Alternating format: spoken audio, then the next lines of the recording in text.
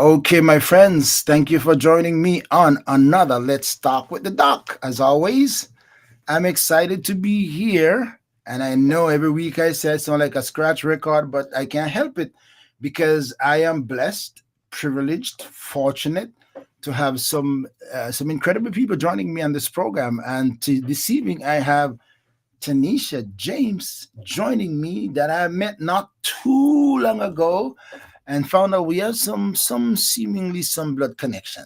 But I don't know her story. All right. So and I know a lot of her friends think they know her story, but they're gonna find out I didn't really know her story that much. So when I come back, I'm gonna be talking to Tanisha Beckford James. I want to hit that Beckford in there to give the connection. Tanisha James will be my guest tonight. When I come back, I'll be talking to her. So stay tuned.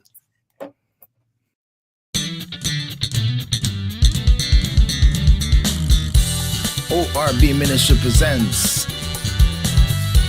Let's Talk with the Doc.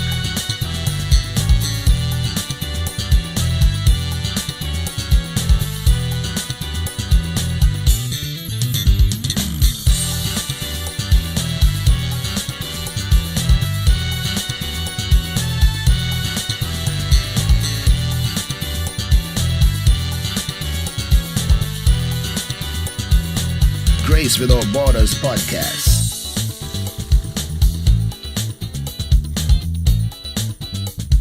A thought for you. Ask Pastor. And a whole lot more. You never know what's next or who will join the conversation.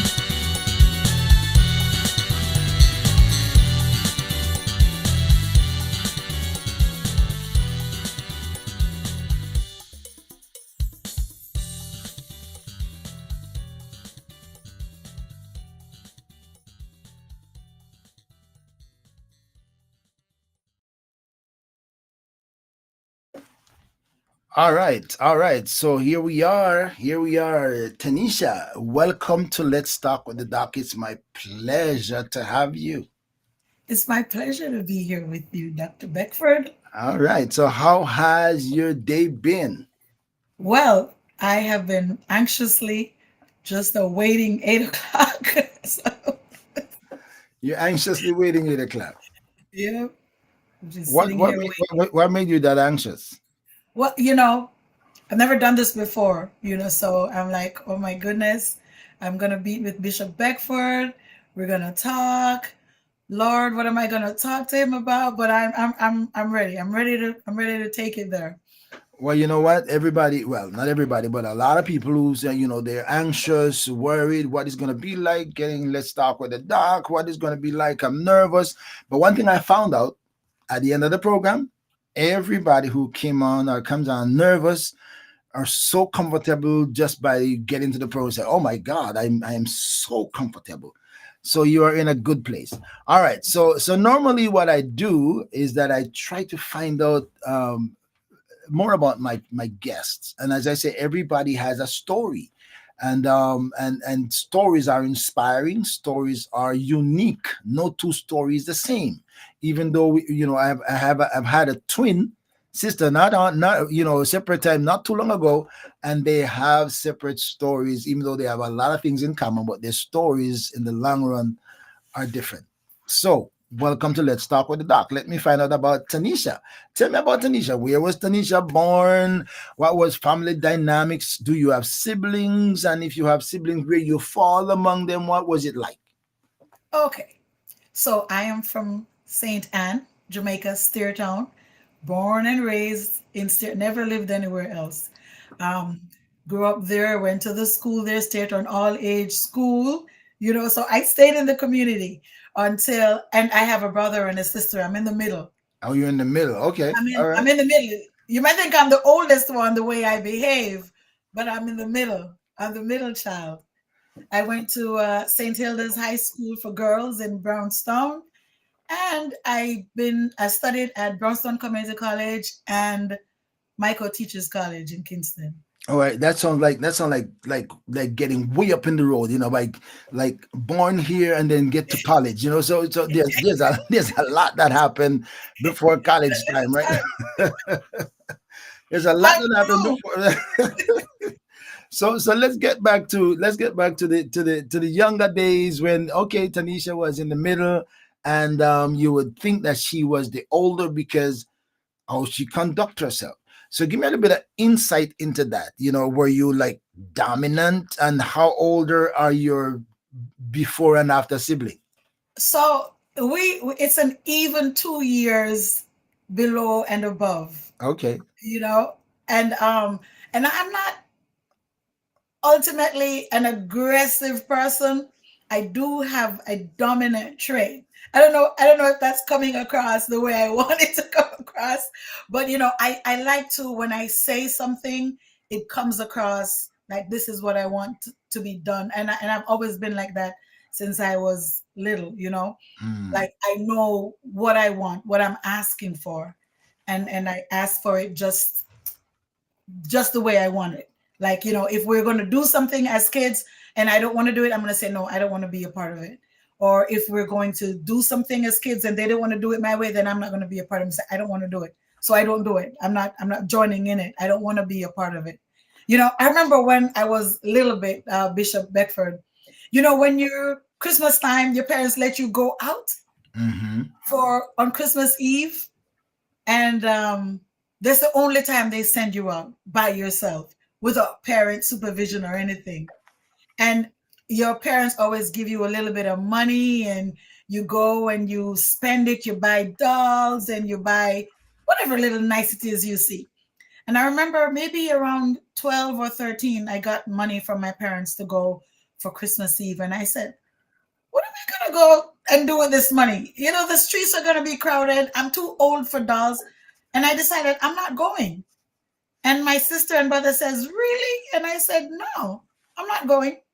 And I stayed home that Christmas Eve night because I felt as a child that it was a waste of time and it was a waste of money. So I Wow. didn't go. Yeah. You So, said, okay, there's no doll, and you did not have an alternative of what else I'm gonna buy. right. So I decided I'm not going to go. And I did not go. Wow. Okay, so that at the age of 12, I mean, you're grown up young lady, kind of. Some people at 12, they are grown young lady, they're taking care of siblings and stuff like that. Was your brother older or your sister older? My sister is older. My Okay. brother is younger. Okay, okay, okay. All right. So you had your strong voice with your sister. So the little brother gonna follow by because he's coming behind. So he's more easier to be led. Yes. And how have things been now with your siblings now that you are adults? Do you still have the same feeling of that kind of temperament, if I would say? Oh, absolutely. Yeah. Absolutely. They can Yeah. tell you. Everybody out, they always ask who's older. Whenever they see all of us together, or when my sister and I are together, I said, who's older? Because I'm giving her orders. And Wow. it's coming off in a way like, you know what, listen, I need you to do this, or why are you doing that? Stop doing that, you know? And we were like, wait, people who know that she's older are a little bit confused, like, I thought she was older. Who's older? And I'm like, no, she's older. She's definitely older. But Definitely older. yeah, All right, so let's same track vibe. back a little bit to your okay, growing up in St. Anne, community lifestyle, church lifestyle, and I'm not sure if church was a part of that early. What was it like? What were your parents like? Were they Christians? Did you go to Sunday school? What was it like in that family dynamics, spirituality and intellectual, or growing up to for the academic aspect of life? So, in my family, my parents were not Christians, weren't baptized Christians. I grew up in a home where we were Jehovah's Witnesses. We Mm, went to the Kingdom Hall. okay. So we don't do Sunday school. We're studying with the adults. So every Sunday, we go to the Kingdom Hall, and after Kingdom Hall, every Sunday we have a Bible study. But this is somebody that comes to the house and does a Bible study with us, and we've been doing this since we were little kids. It it's non-negotiable. We're going Mm. to the Kingdom Hall. My parents are not going. They're not going. It's just us as kids Oh, going. so they didn't even go to the Kingdom Hall. They don't go. No, I mean when they were younger, they used to go, but as adults, they weren't going. They got us dressed and sent us to the Kingdom Hall. And every Sunday we're there, we study on Saturday nights. Actually, we have to go to this lady's house, and study the watchtower that's going to be used the next morning. So we have to Hmm. study the watchtower and mark the answers, because I don't know if you know how it works in the Kingdom Hall. I don't know the dynamics of the structure and the expectation and the Yeah, functionality. I know that they are determined and consistent and fearless and cannot be embarrassed. And I know that much. right. And one of the things about children who grow up in the Kingdom Hall, if you know any of them, they are avid readers. Mm. So there's always studying. You're That studying, you're that part that studying, you're part I studying. didn't know. Hmm. That part I didn't know. I didn't know that the children had to go through rigorous reading and studying. I did not know that part, but I know that they're always out with them traveling. But I didn't know they have to study as well to be part of that. Right. Yes, you have to study, and you have the book. I never forget the book. It's the yellow Bible study book, and you're reading that every Sunday. You read it. You have to read the scriptures. You have to study it. On Saturday nights, I don't know what anybody else's schedule was, but for us, Saturday night we go to Sister Murphy's house. We read the Watchtower, paragraph by paragraph, and we discuss it, and we underline the answers, because the next day when you go to the Kingdom Hall, when the Watchtower study begins, it's an interactive study. So they're reading it, and you're raising your hand, and you're answering. And as children, you're a part of that, and it makes the parents or the adults proud to see the children, raising their hands and answering in the way that they answer. It's like a So that was like a Sunday school setting, kind of. Just from a watchtower standpoint, it's a little different, but it's a Sunday school, or well, you didn't grow up in the Church of God to know what we do in the early days, but right. to me, it sounds like it would have similar to be a Sunday school kind of thing. Right, right. I mean, based on what I do now in the church, it's yes, kind of like that, where it's more interactive. You read and you discuss with your peers while you're in the meeting. Yes. Okay, okay, all right. So okay, at what age that was when you were required to do reading? So you're reading since you can speak. What you're reading. You're because when Sister Murphy comes, you're reading, and she's letting you read, and you got to sound it out, and she helps you to sound it out, and it's not like it's a bad thing. It's something that builds you. So Mm-hmm. you're reading for yourself, and you're sounding it out, and you're explaining what you're reading and how you're understanding it. So it was character building. It was building on words. It was vocabulary building, Confidence. building confidence, Hmm. yeah. So That's that's interesting. yes. That's interesting. No, I didn't know that. I didn't know that part about the Watchtower, the Jehovah's Witnesses. So how long did your life last in that setting? Did you have other churches in the area that were close that you could have a feel of the differences between the Watchtower and or the Jehovah's Witnesses and, for example, Adventist Church of God, etc. So I no, there were other churches around, but that's all I did. I went to the Kingdom Hall. I remember there was another little church that somebody else invited us to during the Christmas time, and they call it recitation or something of the Hmm. sort, Hmm. where you Hmm. had to go up and say a little poem. Yeah, recitation. Yeah, we call it recitation. Yeah. Right, something like that. I did that one time at a little church, but that was just during the Christmas time that somebody invited us, and we went, and they felt like they needed to involve us in something. So we did that one time. But my entire life has been going to the Kingdom Hall. I've never experienced a church until I was in college when a friend Oh invited. wow. Okay, so we're gonna get to that because that's way up the road. Yes.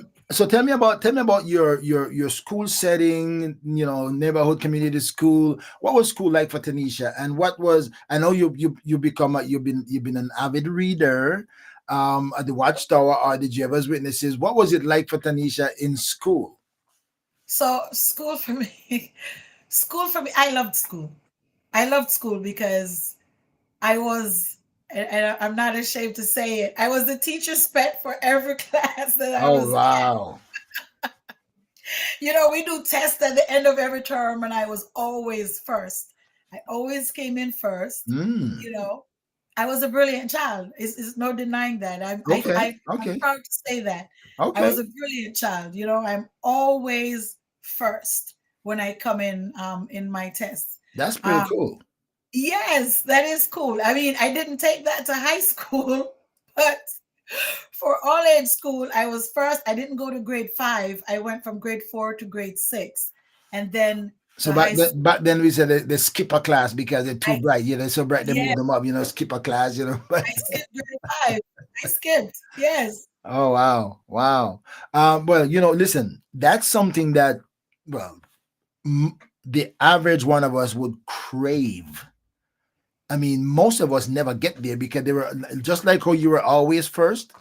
There were some kids were going to be first and second all the time because of privileges that they had. Right. A child may have been the teacher, a teacher's child, or their parents could afford all of their school books, and they get everything for school. And so, you know, you're getting a too little item for school. There's no way you're gonna be bright like them, but you do your best. But you crave becoming number one. So I'm not sure if I've had a number one. Repeated number one on my program who say, you know, I was number one in my class. How did that feel to be number one, and what was your classmates' reaction? You know, or how they look at you, deal with you. So it feels great. Well, it felt great. It felt great to always come in first. And the students in my class, they knew it. It's like they know who's gonna come first. You know what? Wow. One time, one time, I think it was grade 2. I came in second, and my teacher beat me for Oh coming in second. no. Yes, beat me, Bishop Beckford, for coming in second. It's as if I disappointed her for Because she coming. thought you didn't do as much as you could. So Yes. it was delinquency on your part to cause that to happen. I'm thinking that's what she thought, like I deserve to be punished for that, for Wow. not coming in first. But it was first after that all the way up until grade 6. Even in Wow. grade 6, after I skipped class. Wow.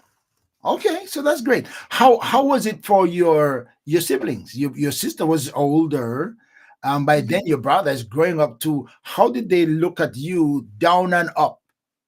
Front in front looking back and behind looking up. How did they look at Tanisha in that time? Well, they all knew how I was academically. They knew, and our parents they were very strict, very strict. Like we could go next door and play a little baseball, but by the time we hear that car coming up in the driveway, we gotta run back down to the house, you know, to make Mhm, sure we're in it, because they're not for this going to people's house and stuff like that. You gotta do your homework. You got, hey, go pick up a book, you know. mhm, That's mhm, the kind of thing that we went through. So they know that, okay, this is how you perform in school, and we want you to maintain that.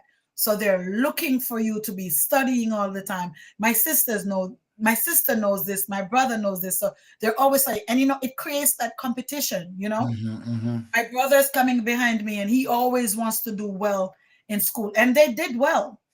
They just weren't coming first consistently like I was, but they were coming in the top fives and the top tens. That's good. That's good. Yeah. That's good. So were your parents were they brilliant as well, or they just want the best for their children, so they push them?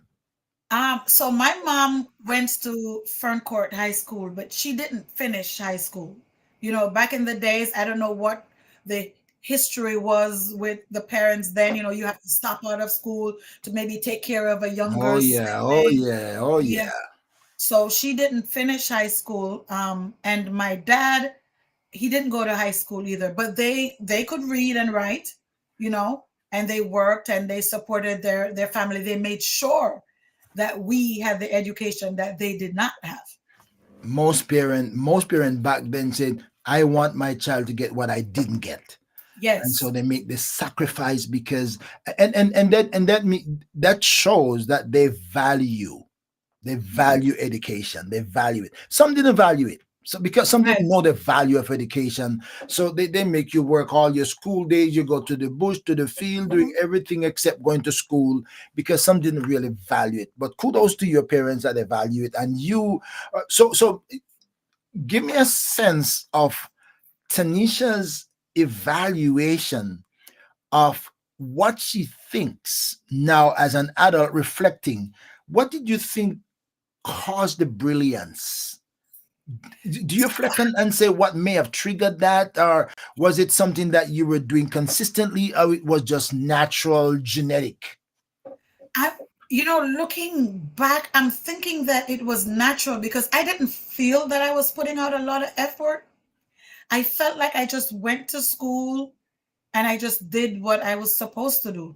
We were always in school. That's the other thing. When it rains, sometimes students don't go to school when it rains. When it rains, me and my brother and my sister are there. Sometimes it's just three of us in class. And if there's three people, I'm one of them Wow. that's in class on that rainy day. And they're the ones in their class on that rainy day because we're going to school. So Wow. we're just going, doing what we're expected to do. How far away from school were you? So we walked to school. So we had to go up the Like hill. all It of would us, take us like a all of us good did, some walk a mile, 2 miles, and so, but some were not too far. I'm thinking maybe a mile or so. It was such a fun mile. Now that you're looking back at it as an adult, you're like, wow, we walked a distance. Yeah. But when you were younger, you just ran up that hill and you were there in no time. About a mile. Okay. About a mile. All right, all right, all right, my friends. I'm talking to Tanisha. I'm gonna parenthesize Beckford James in there because I want to keep the Beckford connection somewhere there. Okay, all right.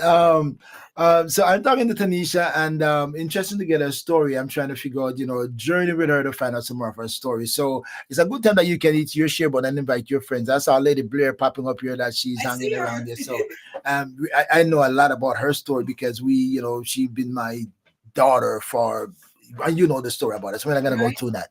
So tell me now, all that highlight, intensity, performance led up to high school, led up to the elementary, right? You say you didn't do the same as I in high school. So, yeah, no. So when you're bright in all age school, then you get to high school and you're thinking that you're the brightest person in the world. And then you get to a new school and find out that there are students there that are Mm. way more advanced academically than you are. It's a Okay, shock okay, to you. okay, okay. My first exam I did in first form, I came in the 30s. In the what? In the 30s, like there You, were like maybe you mean you 36 mean students. 29, 30 kids 30, ahead of you? yes, almost all the kids ahead of me.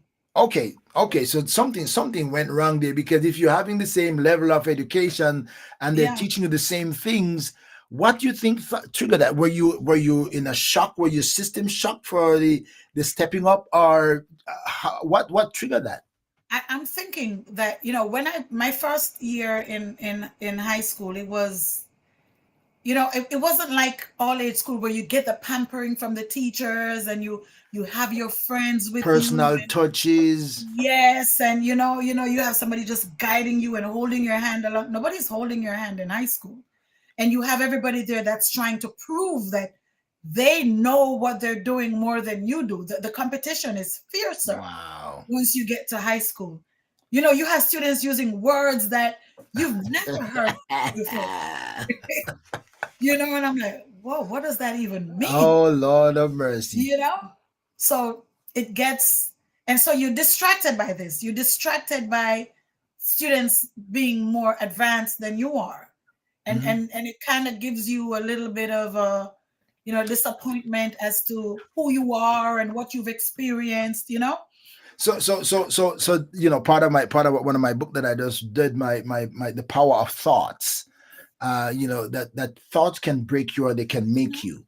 Now, no, I'm wondering, when you thought of these bright children, where you're coming from as the brightest, quote unquote brightest, and where you're coming from. I see all these bright children. I'm like way ahead of you. Did that break your spirit, or did that motivate you to say, my God, I'm gonna have to work harder? Or you say, oh my God, I can't believe this? Which one was it? I didn't feel motivated at all. I didn't feel motivated. I feel lesser than the girls that were in my class. Mm, You know, I felt lesser because some of them, they had people dropping them off to school. I had to take the bus. They talk about things they watch on TV. They had mm, cable. They had all mm-hmm. this. I don't have that stuff, Oh Bishop. wow. Yep, yep, You know, yep. I'm watching JBC, and that's it. I'm getting up on Saturday mornings and watching cartoons, and that's it. I'm not seeing movies other than what my dad gets at the video store, and that's on a weekend. The things they're talking about, I can't relate. So, I I'm remember I looking at it remember like I remember one of my cousins, right? His mother used to work in town. We're in the country.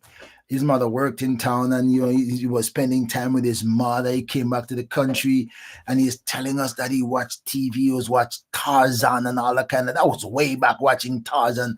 I have no clue what a TV even looked like.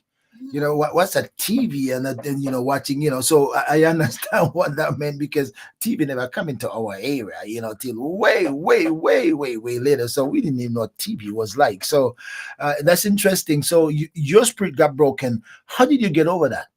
If you Oh, did, yeah, I struggled for, the 5 years that was there. I had friends, but it was a struggle. so you It was a struggled struggle. for the whole 5 years. Right, because I try to get there. Let me tell you. Let me give you an example of what happened to me when I went to second form.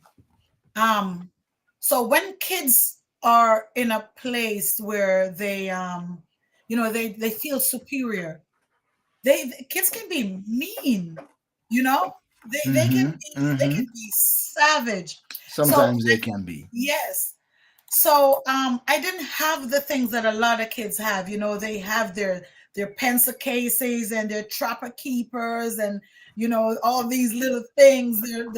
I don't have that stuff. And I remember I borrowed a girl's scissors one time. I'll never forget it. And I used it and I gave it back to her. Now the next morning I came to school and I sat down at my desk, and the scissors were sitting on the desk, broken. And Oh. I came late. I was late.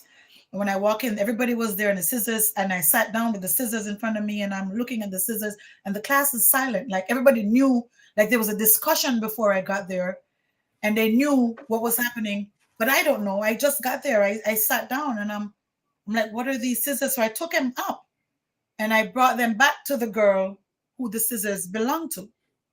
And she took them up and brought them back to my desk. And she says, I don't want them. You broke my scissors and you're going to have to buy it back. Lord, have mercy. How am I going to buy this girl's scissors back? I don't have any money to buy it back. Plus, I didn't break the scissors, Oh you know? wow. And everybody's sitting there like, oh, what's going on now? This gonna happen. Tanisha gonna get in a fight. And I don't even know how to fight. That's the other thing, So now I'm feeling fearful. I'm all sorts of nervous and anxious because I don't know if this girl's gonna fight me or anything, you know. And this is, oh Lord, it was, the thinking about it makes me feel, even now as an adult, makes me feel kind of different. Like, so, the students were making all kind of comments, and I'll never forget this word. One girl says, maybe they're trying to frame her. Hmm. And I got upset with her, like, what are they trying to frame me for? She says, I'm on your side because you know what? I didn't even know what it You know meant to what, Fred? frame somebody. And she says, I'm on your side. Exactly. That was a good thing. Somebody said, "Oh, they're trying to tell a lie on her and try to make it look like she did it when she didn't do it." Yeah, and the girl says, I'm on your, and you're attacking me. You know what? You're on your own. Uh And I was on oh. my, yes, and I was on my own. And when I went and I, looked up what it meant. I saw that she was on my side. So I was a little in my shell for, for a good while because I felt bullied a little bit and then I felt out out of place, you know? How did that end? Did you find out that she actually had it broken otherwise, or she did that because you borrowed it because you want to blame you for it now? No, I don't know what happened. I think she didn't know what happened to her scissors and Oh, felt she like I didn't was the know. last person she knew who used it and just put it on me. Oh, And okay. yeah, and they were more of an aggressive kind of girls. They were boarding, so they had their little cliques. How boarders at school felt like they Mm-hmm. were all They're that big time. They're big nostalgic. timers. They're big timers. Yeah, yeah, and poor little me, I don't have money to buy these scissors. I gotta take the bus there. I'm late for class and all that, and I had to buy the girl's scissors back. And you had to You bite know, back. I had to buy it back. Yes, Oh and my I didn't break God. those scissors. Wow. And those Wow. things go with you. Like now I'm talking about it, I feel some kind of way, but So it how did the relationship go for the rest of the time that you were there with that girl? Do you have a build relationship? no, no. And she was a brilliant girl. She was a head girl. She turned out to be the head girl. And I saw her name on Facebook the other day, and seeing her name made me feel a little, traumatized seeing her Oh name. no. Yeah, I went on her page and because I went to see what she had going on in life and where she went. And I she didn't it wasn't extraordinary, and I felt a little bit relieved that she was living, and So now you feel like she's a little bit behind you now that you have progressed differently? I felt that way. It's terrible, but that's how I felt. You know, this should, I'm not gonna lie. When I saw her page, I was like, huh, So you are scrutinizing and say, let me see how yeah, well she progressed in life. see, Is she a high achiever, yeah, or what are some of the degrees that's gonna show up mhm, that okay? yeah, yep. And I saw it, and I was like, look at God, look Okay, at okay. that. So now you can walk away and feel good about yourself that okay, okay.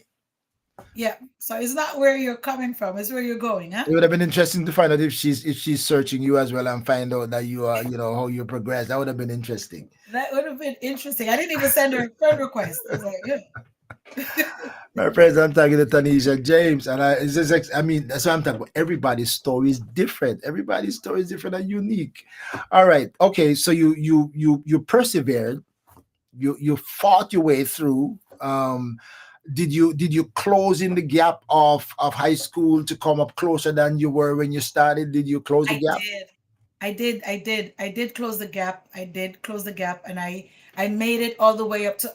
So I don't even know why the school system does this, um, but they always have that class that this is the brightest fifth form, the Mm-hmm. second brightest fifth form, and you know it, that the class is, if you're in the last class, like you be in 5-1, 5-2, 5-3, you're in 5-5, you're in the dunces class, so, but they didn't give them numbers. They gave the classes the name of the teachers who were the form teachers, but you still knew, you Mm-hmm. still knew Mm-hmm. what class Mm-hmm. you were. And I was in a class that was, below what we would consider to be the elites. So Mm-hmm. I was Mm-hmm. a class below that. So I came up, I wasn't all the way to the top, but I was close. All right, all right, okay. So you made it through. You fought your way through high school, and now you're in pursuit of going to college. Did you know what you want to become in that early age? What were your aspirations? And say, okay, I want to become this. I am in pursuit of this. Who was your influencer, if I could say, or what was? So when I was in all age school, my favorite teacher, and I don't know where she is right now. I have searched everywhere for her. Her name was Lorna Diedrich, and I think she's married now, Heath. And I loved that lady. That lady looked out for me. She was my grade 4 teacher. I wanted to be a teacher because that she had such an influence on Mm, my life. I'm mm, going on school trips. I didn't pay for school trips, you know. She made sure that I was involved in stuff, spelling bee, all that stuff. Miss Diedrich, molded me. And I had Mm-hmm. great teachers, Mrs. Mm-hmm. Mighty, Mrs. Williams, all those teachers, but Mrs. Diedrich was my absolute favorite. And I wanted to give back to the world what she gave to me. And as a child, I was teaching on my veranda. I had the little kids come with me. My parents can tell you our veranda would be filled with little kids. And I'm teaching the little kids, and I'm doing like the teacher does. You gotta pay attention, you gotta do this. And since I was a kid, I had love for kids. It's I don't know, it's just I don't know. I loved children then, even as a child, you know. So I knew I wanted to teach. Mm-hmm. So I didn't get all my subjects, so I went back to community college to get them. And after community college, my dad wanted me to go to nursing school. So I did the program for Kingston School of Nursing. I did the entry exam, but I also did it for Michael Teachers College, and I got through for both of them. All right. Yes, so I chose Michael, and I loved it. I loved every minute of my 3 years I spent at Michael College. So you were there as a teacher, Yes, right? Okay. Um, so for your and where did you go to college? For Michael, yourself? Brownstown Community College. Brownstown. Okay, okay, okay, okay, okay. All right. And then you step into micro as a teacher. All right. Okay, so life continues now. I taught, 3 years. What was the other side of your life? What was your social life like other than the academic life? What was your social life like during that time? Back and forth growing up. By the way, you said you did the watchtower thing. At what point did you break from that? So I never broke from it. I always go to the Kingdom Hall. Okay. At one point I used to go out in field service, and then I stopped, but I still went. Even up to my adult life, I Mm. was going to the Kingdom Hall on Sundays. I would go to the uh, the Passover.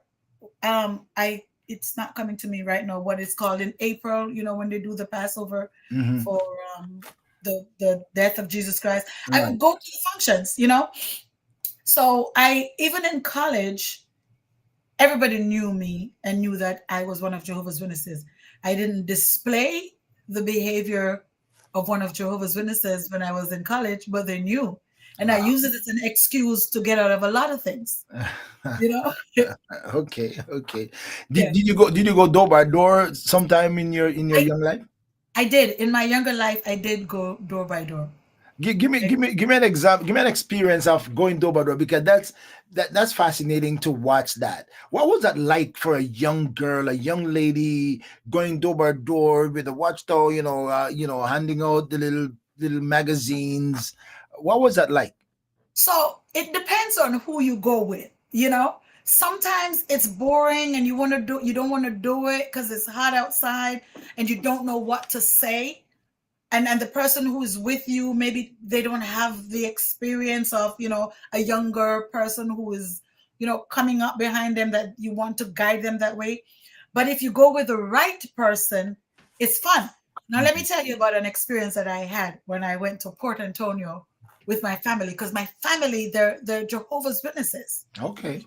So my I have a grand aunt who was married to an elder in the Kingdom Hall, and when I go to stay with them in Port Antonio, this one time I went out in field service with my cousin, and we went. We didn't do the normal door to door. We did business to business, and that Mm. was exciting because we went to an exotic club. Oh, wow. Yes. And I'm like, what are we doing here? And he says, what do you mean? We have to talk to everybody. Oh, wow. I know. And as a young girl, that was an experience for me. We went in, and the ladies, much to my surprise, were very receptive. Wow. And we sat there for a while and spoke to them and talked about the Bible, and they accepted the magazine. And my cousin, he had a personality that was very welcoming and warm. Hmm. So it's not that people think that you're coming and you're knocking on the door and you're like, I want to talk to you about the Bible. No, it's a conversation. He draws you into a conversation. And some of them might be rigid with it, but it's not like that all the time. It can be a nice conversation, and they hear what you have to say, and then they offer their their opinion on what it is or what they think it is from the Bible. And there's one thing I can tell you is that they base everything on what they is written in the Bible. Whether That. they eisegete it or exegete it, they base it on that, because that's all they know.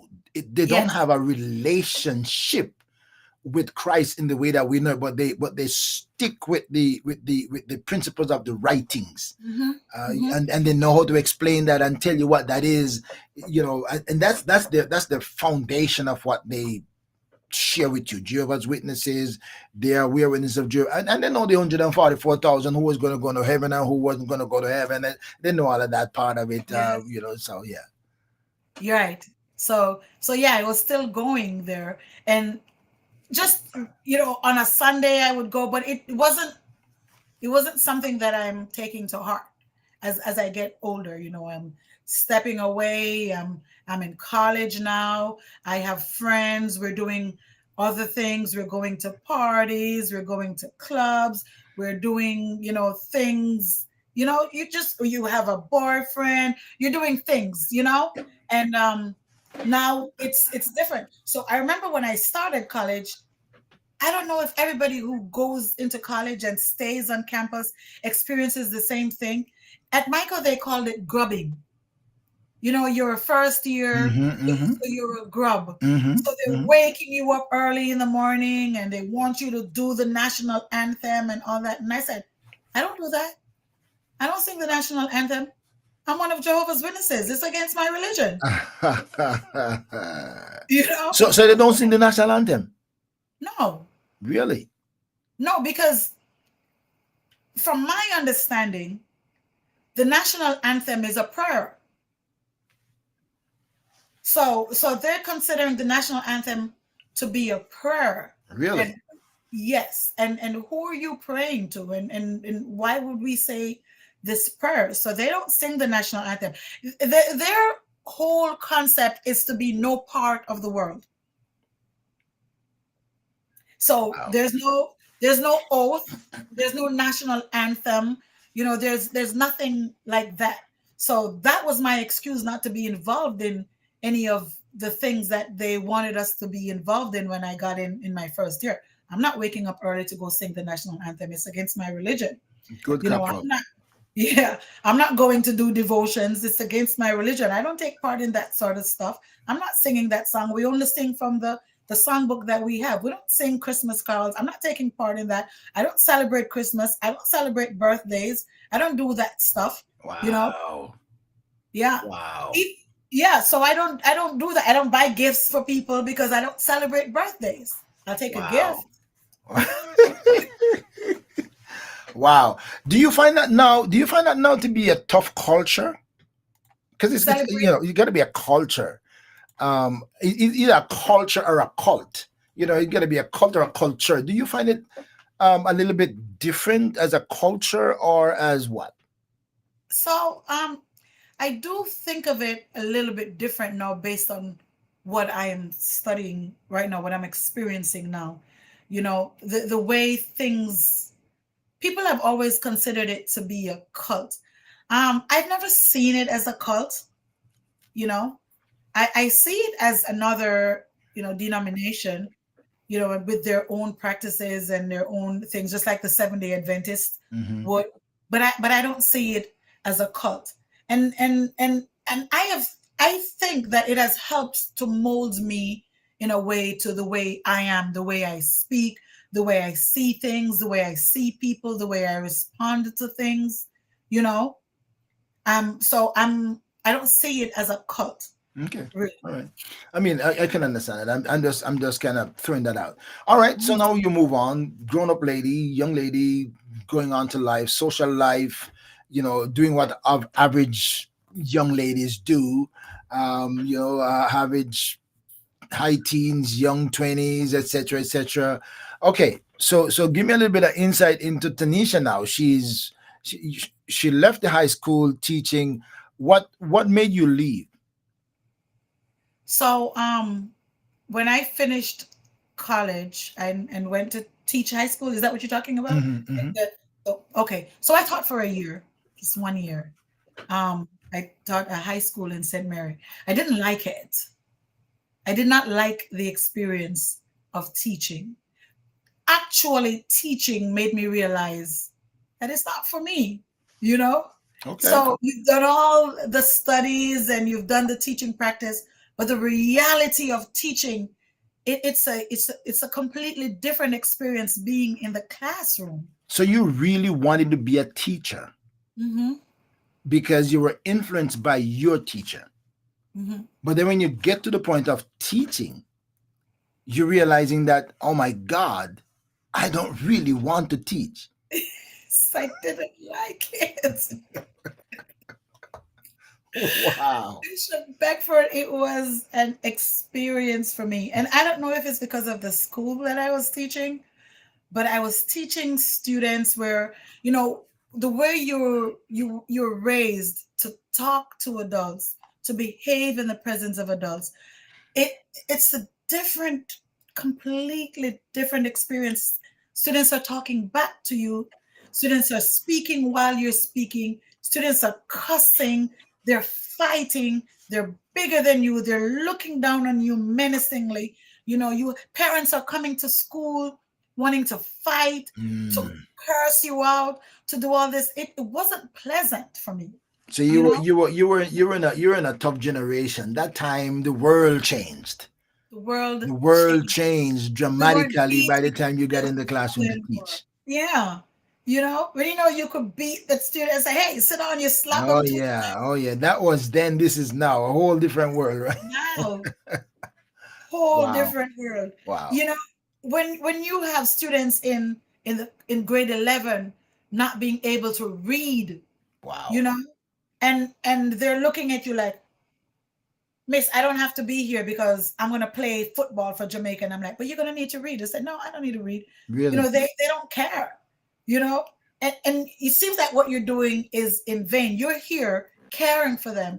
You're getting up, you're staying up late at night, you're making lesson plans, you're doing all this, and you're coming to present this to people's children to make them better. And they're sitting there in front of you telling you, I really don't want to hear what you have to say. Yeah. You know? Wow. It's kind of heartbreaking. Okay. All right. So now you decided this is not for me. What did Tanisha decide to do? So Tanisha didn't do much after that. I opened a bar with a young man that I was dating. A bar, Oh from wow. one extreme to the next. Yeah, Okay. Okay. So, yeah, I'm just kind of thinking, oops, oops. Okay. yeah. So after that 1 year, we opened up a business, and the business was a bar. Wow. Yes. So we operating this bar. It was successful. We're having parties on the weekend. We were just living, not going to the Kingdom Hall because I'm too tired from Saturday. Just a completely different person, a completely different person from how I was raised. I didn't even go into bars when I was a young girl, but now Wow. here I am owning a bar, you know, So then giving. were you lured into it, or you were too attached to this guy whose idea it was to go to a bar, to open a It's bar? his idea. His idea was like, Tanisha, listen. So there's this place here. Um, they're renting it. I think we should just do it, because he worked as a bartender. You know, let's just do it. You can manage it. We can get somebody to work in it, and we can make money. And I'm like, okay. I mean, it's his money that he's putting into it. We'll see how far it goes. And it was successful. Okay.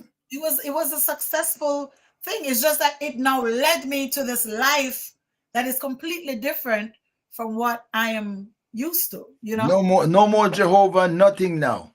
Nothing, nothing, nothing. You Wow. know, My attention was on something else. I Okay, so was how did that progress? How did that go? And from when, from where, from then to where? What was the transition or the moving, the climbing up, the downfall? Where did Tanisha go after that? so after we had that bar, you know how they do the work program in the United States. Mm-hmm. So somebody introduced me to the work program in the United States. I signed up for it. I was successful. Now Bishop Bedford, I don't know, life takes you some places sometimes that Yeah, you don't yeah. know It's a that you're journey. gonna yes, you're gonna go to these places. So now I'm not a teacher anymore. I'm a bar owner. And now that I'm a bar owner, I said, okay, there's this opportunity to go to the United States. And I tell to my guy at the time, like, hey, there's this opportunity. And he was gonna migrate anyways because his dad was doing the filing and stuff. So he was thinking that, okay, let me help you to get here because I'm going to be there anyways. And then we can meet up when we get there. So I did it. And what it was a hotel. And I signed up for front desk because I felt that that was something that I could do. You know, I Mm-hmm. could speak to people. I had that friendly personality. Bishop Beckford, they placed me in housekeeping. Oh, Housekeeping. Traumatizing. oh Lord of mercy. From a girl who I have my little room that I straighten up by myself. I grew up. My mother always took care of everything. My mom cooked for us. We had to wash our little clothes on Saturday, but that was it. To coming to a country to share a room with somebody else, to get up early in the morning to go clean 10, 14, 15 rooms a day on your feet the whole time. People are mean to you. It was traumatizing. Oh my Lord. It was rough. It was rough. It was rough. And you weren't making any money. You weren't making anything. You know? Wow. Wow. It was a change of life completely. I tell Wow. you. Wow. You know? It was rough. So now here I am at this hotel as a housekeeper. For some reason I don't even know why housekeepers get paid the least. And we do so much They do the work. work. They do the work. They do the work. They do Yeah. the work. So I'm not making any money.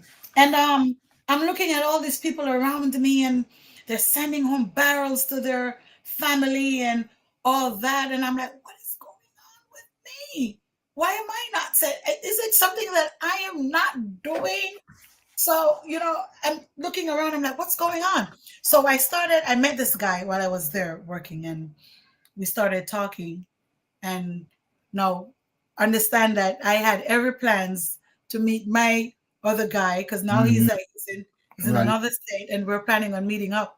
But now I've met somebody else and we're here, we're getting along and talking and you know, we're actually living together. And my other Hmm. guy, he doesn't know this. He doesn't know. Okay. So we're in the world. What's the different states that you were?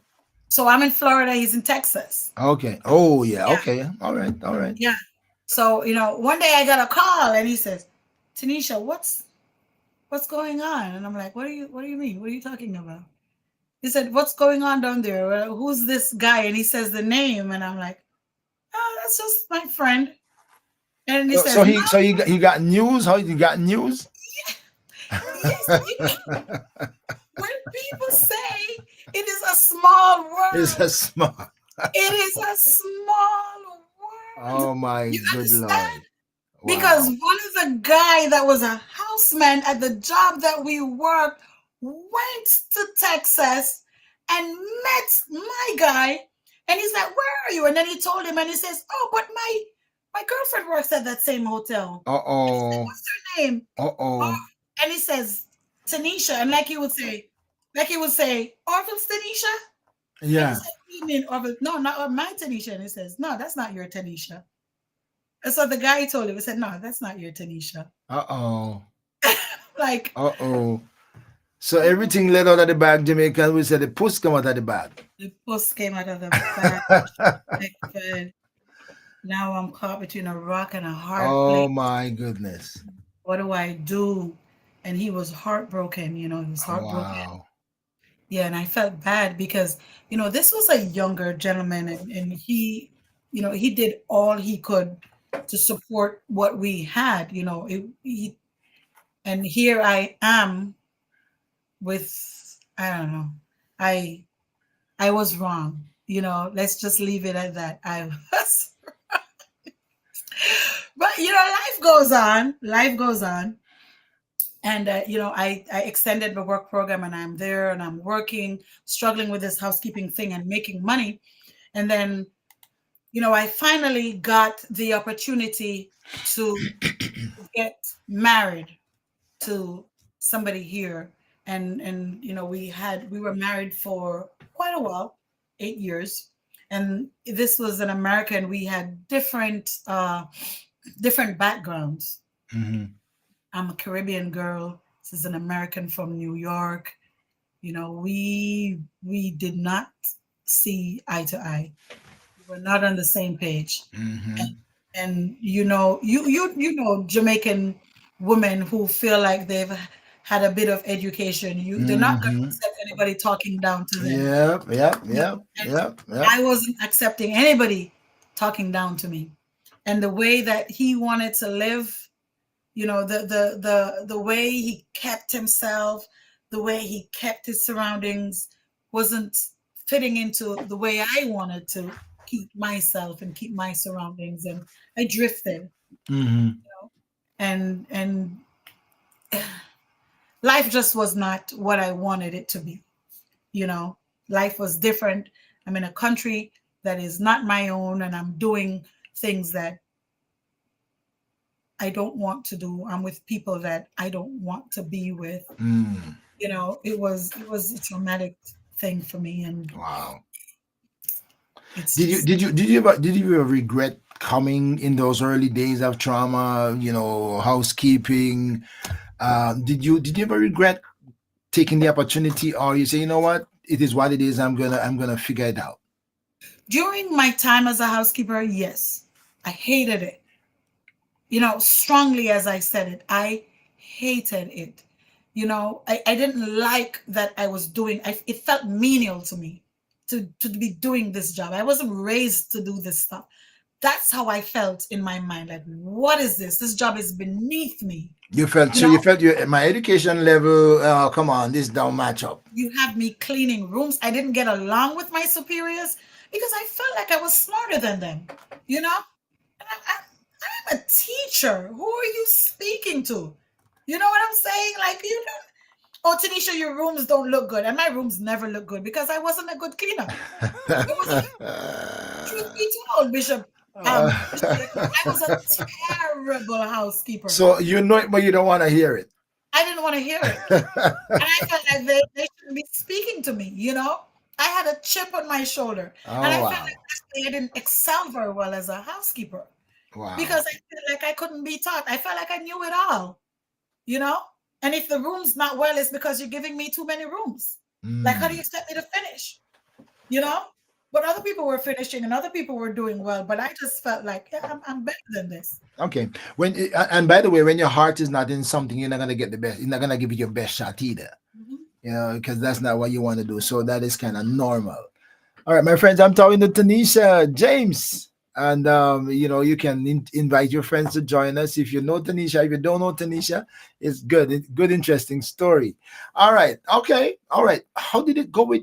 So, how did you close the chapter with your guy in Texas? How did you close that chapter? So I didn't. He closed the chapter. He closed it, Bishop Beckford. He didn't want anything to do with me. But we're friends now. We're friends now. At the time, he was hurt, and I Hmm. understood that. You know, and he felt like my answers that I was giving was saying that I was choosing the person that was closest to me there. Hmm. So he felt like we needed to go our separate ways.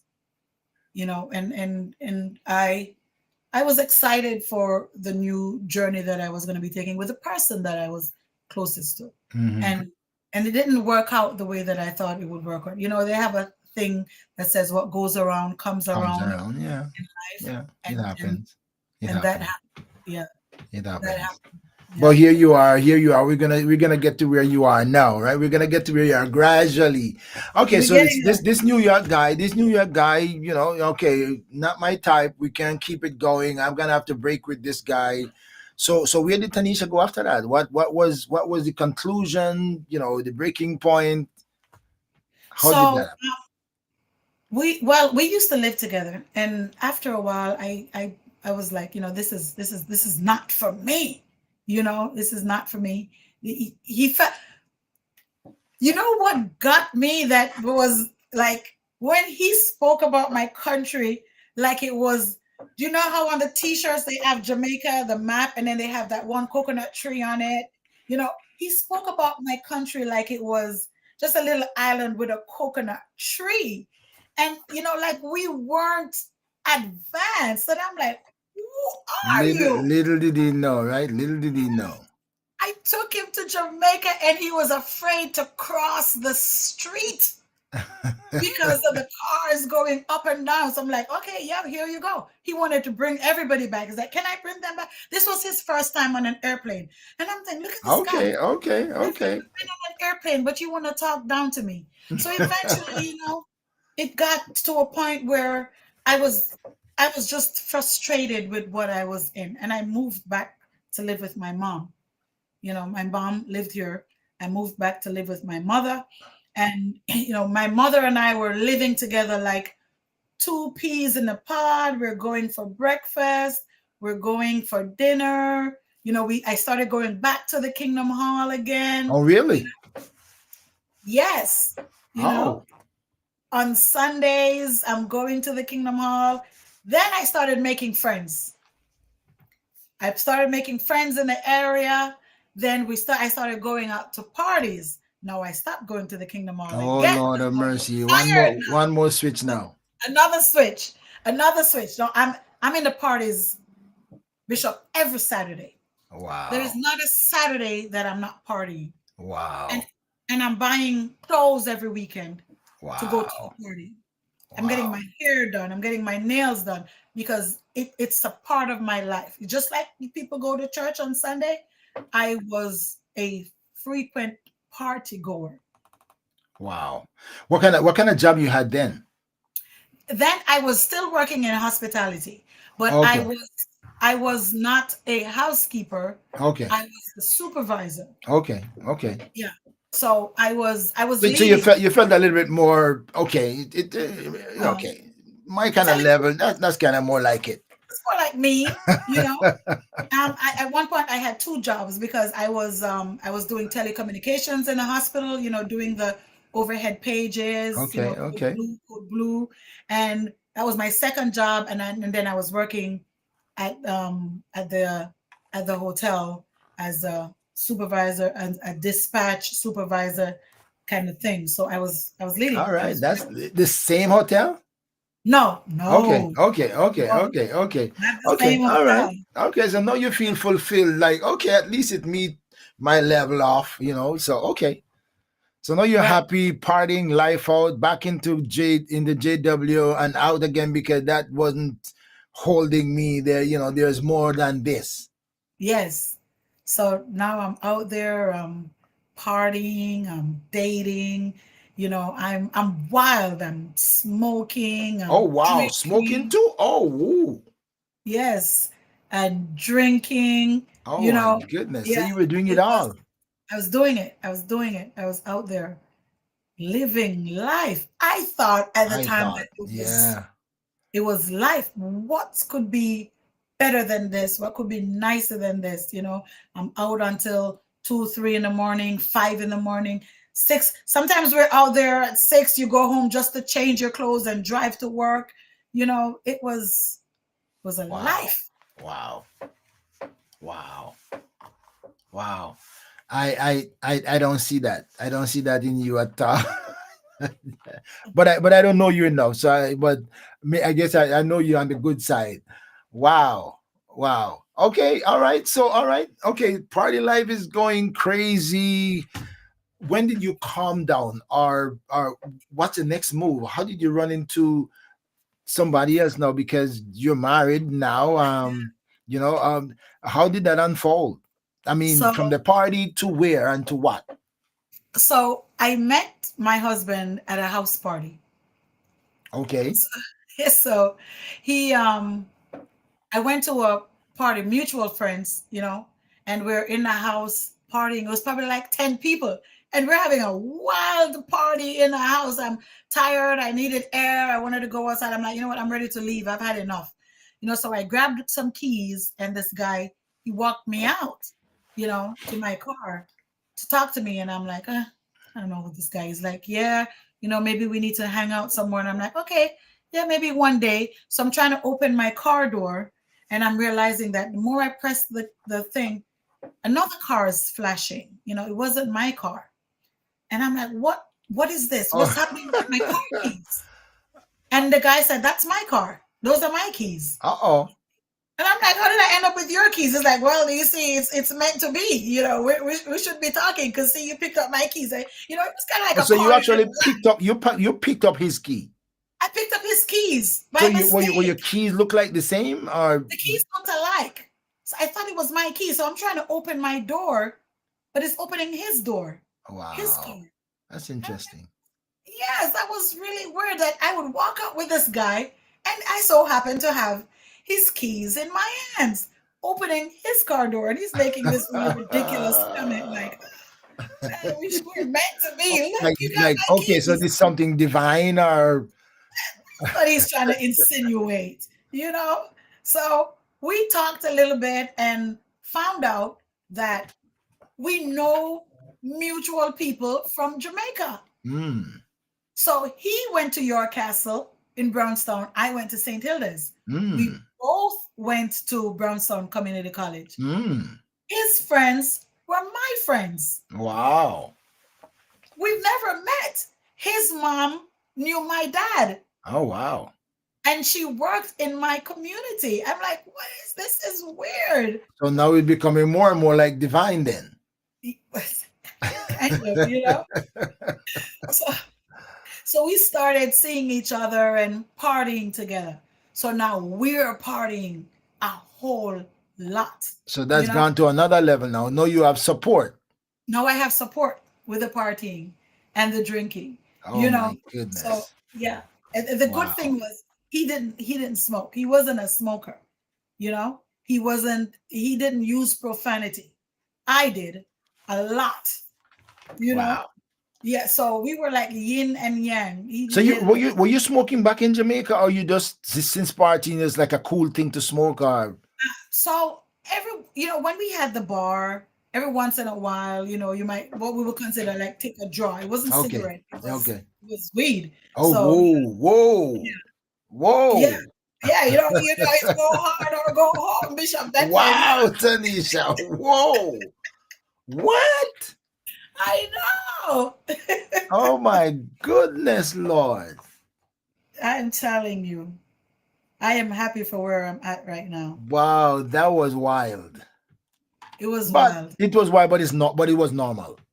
It was it It's was it normal, was it's normal for the atmosphere, oh normal for the setting, but yes, the people that I hang out with, this was nothing. This yeah. is this was Wow. wild. Wow.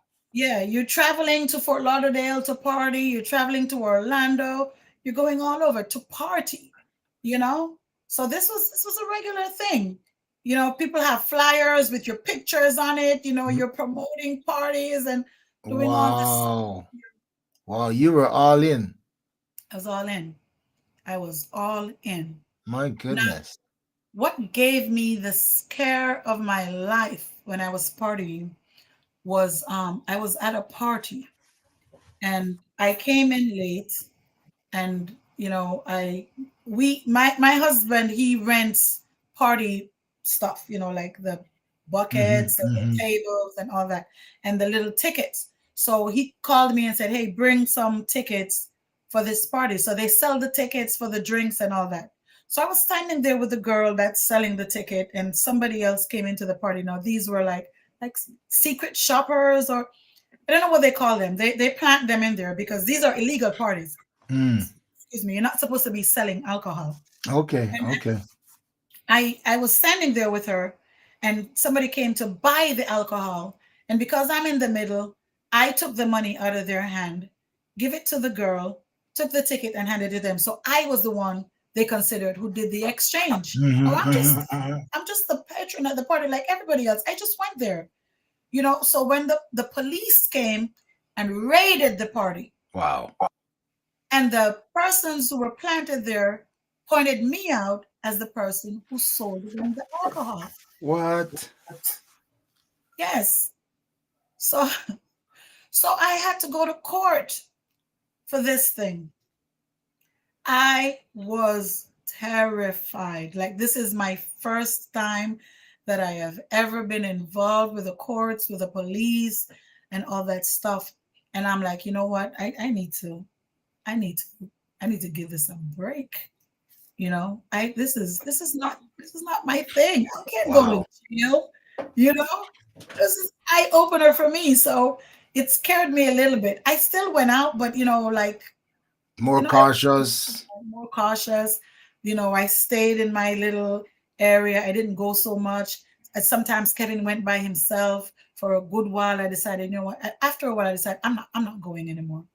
I'm not gonna go. So we started having things at the house, started bringing it to us. Oh, so you brought it home. Brought it home. You brought it home so you don't have to go. I didn't have to go, so we were doing it at home. So every Sunday we were having parties at our house or to a friend's house, and it was just like clockwork. This Sunday is my Sunday. Next Sunday is their Sunday. So that was my life, was partying. That's Wow. it. That's what I was living for, from Wow. one party to another. So I would not have seen this in you. I could, I mean, I have no imagination. I didn't know you from, Timbuktu, as they say. I didn't know your story coming up. So I wouldn't see the, but just the Tanisha that I got to know, I would not have seen that and say, oh, ooh, that's where you're coming from. Wow. Wow. that's where I'm coming from. God bless you. All right, all right. So now it comes home. You're married. So by then you're married.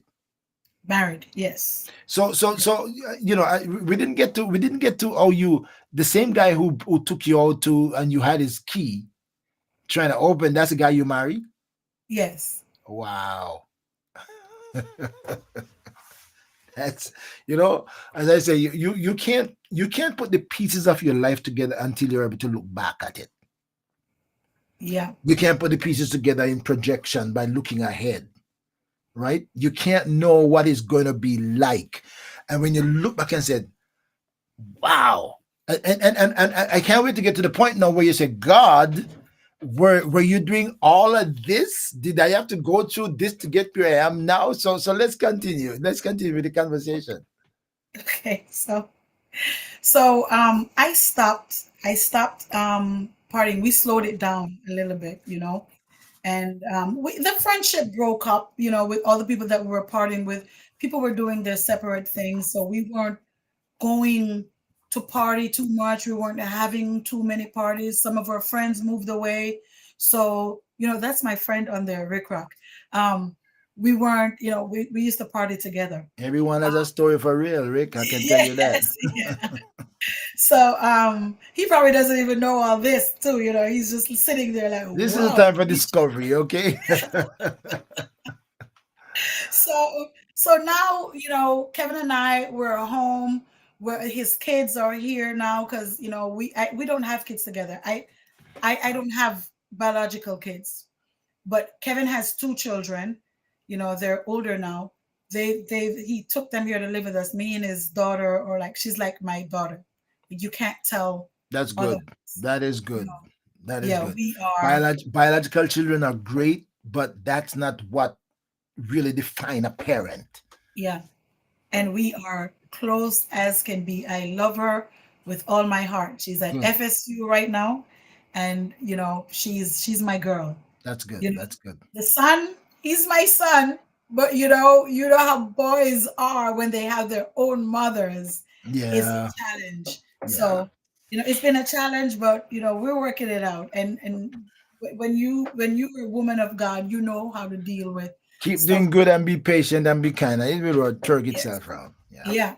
So, and now that before I got to where I'm at, it was a struggle, Bishop. It was a real struggle having to deal with other people's children, you know, Hmm. other people's children in your house, Right. being rude in your house that you've prepared for them, you know? I'm like, what is this? So it put a strain on the relationship that Kevin and I had. It was Hmm. a real strain. It was a struggle for us, because we're going from me and him living in a house together, just the two of us. We can walk around and do Hmm. whatever. Hmm. To Hmm. now I gotta be careful how I walk out of my room into the living room Right. because Right. somebody might be there. I Right. can't go into the kitchen and use what I'm using because somebody might be using the kitchen while I'm using it. I can't wash while I'm washing because somebody else might be washing, and then it's the talking and the noise from over here when you want some peace and quiet. It's rough. And Yeah. anybody who has stepchildren, my heart goes out to them if they are having a fight, a struggle to have to deal with that because it's a real thing. It's a challenge. It's a big It's rough. challenge. It's a big challenge, especially when if kids are grown. If they're young and you shape them, it's a whole And different story. They're grown and they know a life before yours. It's a bigger challenge. mhm, it was a challenge, but thank God for where we're at right now. You know, To God be the but glory. yeah, great things, and I'm telling you, Great things. great things That's good. God has done. That is good. Yeah. So we decided that we weren't gonna, you know, live that life so much anymore. And I remember we had a wedding in the back of my yard for my uncle, and his wife goes to a church, and she brought all her church sisters and brothers with her to the back of their house.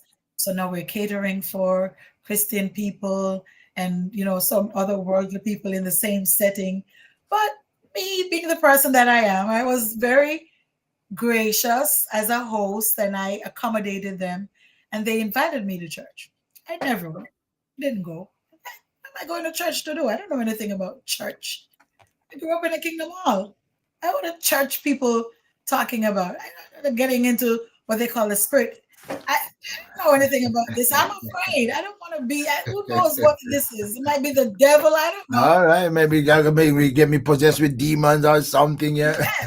Yes, that's how I felt. But I took up the offer. I'm like, yeah, I'll come. But I knew I wasn't gonna go. So I always get my hair cut, and I went to my barber, and the pastor walked in one day, and he says, "Hey, didn't I invite you to church? I'll come out and see you." And he has that personality, and I'm like, I said, I'm gonna come. I'm gonna come one day. So one Sunday, I don't know where it came from. I got up and I said, you know what? I'm gonna go to this church. Out of the blues, nothing influenced me.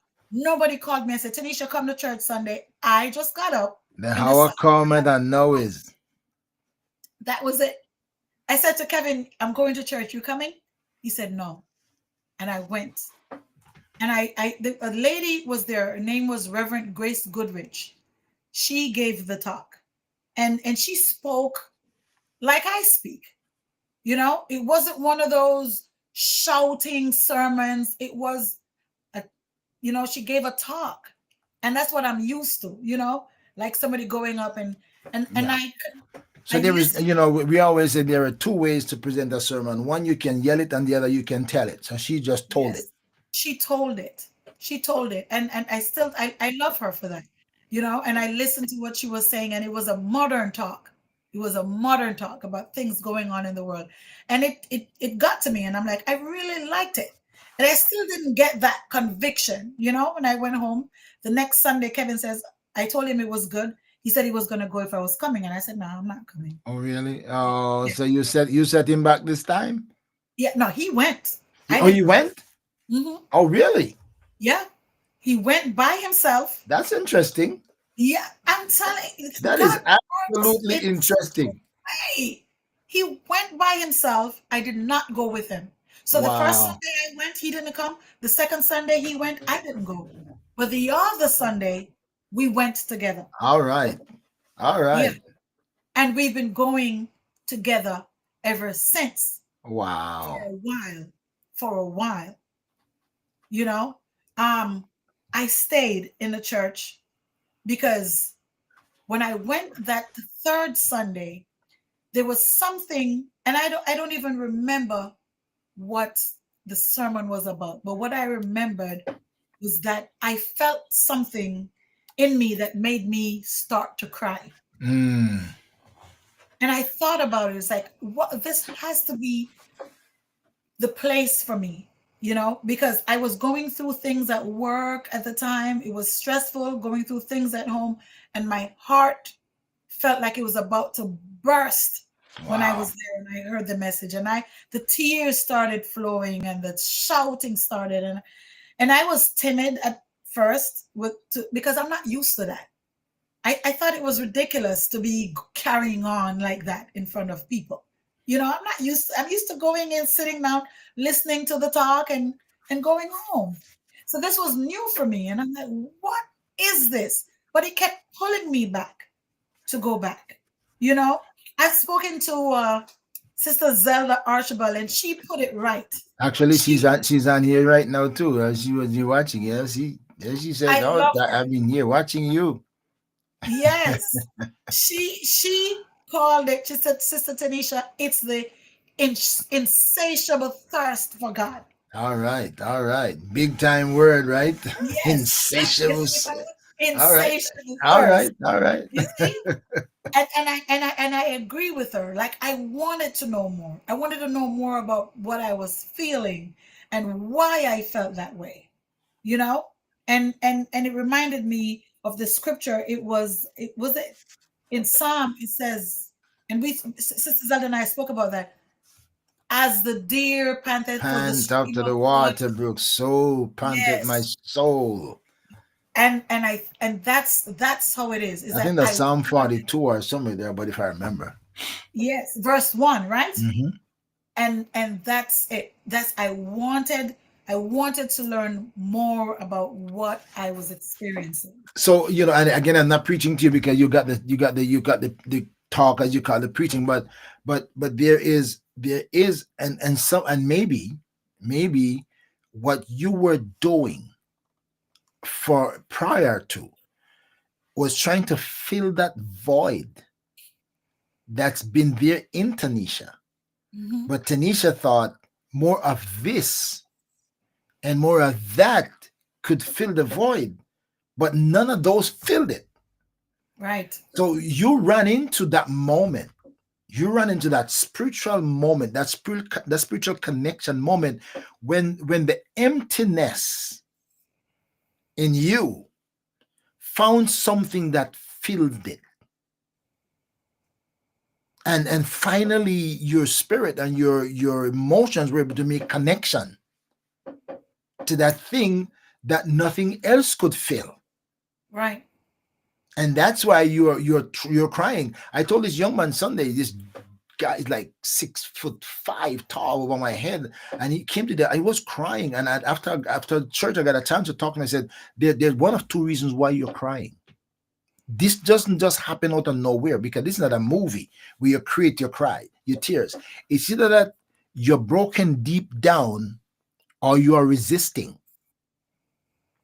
Either that you're broken and in a place of recognizing, God, I need you, or you're resisting what the spirit is doing on the inside, and because of that you're breaking your tears. So your tears then was that, oh God, there is something filling in here and I don't know how to respond to it. Right. And it was new for me. It was it And was the a good and I'm not breaking you, but the good thing about God working through the power of the Spirit is that you don't have to know why. right. You don't have to have an answer because God, the Spirit of God knows how to deposit in you by spirit connection, and you don't have to have an answer to it. He knows how to do it. Thank God. All right, so continue. Now something good is happening. Something good is happening. So the next week, I don't think we didn't go. So my girlfriend, her name is Tanisha too. Okay. She called and she said she was going to a church. Somebody invited her to a church, and she went. And turns out it's the same church. Same. This is the person that we're partying with. Like we go to the parties together. So now all of us are going to the same church Oh, come at on. different times, Oh, come on. and we didn't discuss this with each other. Oh, wow. So here is another divine move again. That's interesting. Very How interesting. interesting is that, Bishop Beckford? So we all ended up in the same church, and she's coming from Bonita Springs. Bonita Springs is 30 minutes away. Wow.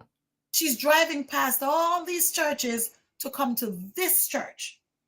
And we're all meeting up in the church where we used to meet up in the party. We're meeting up in the church. Wow. Can you believe that? We got Wow. baptized on the same day. Oh, wow. Yeah. Whew. Wow. Wow.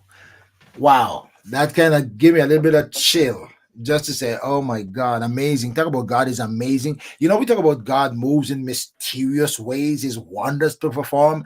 And sometimes we say those things so frequently and so casually. Mhm. And sometimes we miss the big moments that God does some big things that we don't even recognize. That's a big deal. Yeah.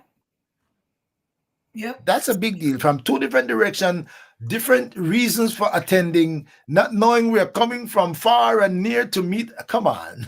Can you imagine that? Wow. Wow. Yeah. It's an amazing thing. Amazing thing. Like Wow. and and we, my husband, Tanisha, and I got baptized the same day. Whew. Well, Yeah. if I had some cheers stuff, I would have sent up some cheers up in the here and that needs some cheers. To God be the glory. To God be the glory. I'm gonna take a little bit of break, and I come back. You get a drink of water, and then we Yes, get this I just get this. water. Then we get this good part to wrap it up, my friends. Hang in there. I'm talking to Tanisha, and I'm gonna put parenthesize Beckford James in it because I want to link up the Beckford with her because she's actually Beckford. Okay, she's actually Beckford. So I'm hearing a Beckford story. When I Yep. come out, we'll continue to bring this to a close, but this is good story from the start. When I come back, we'll continue the conversation, my friend. I see you right after. Okay. Every Wednesday, 8 p.m., join ORB Ministries on Let's Talk with the Doc, live on Facebook, YouTube, and Twitter. There is a story, something to encourage and inspire you. You may even have a life-changing experience. You never know what's next or who will join the conversation. Stay connected. Subscribe to ORB Ministries YouTube channel. Follow on Facebook, Instagram, and Twitter.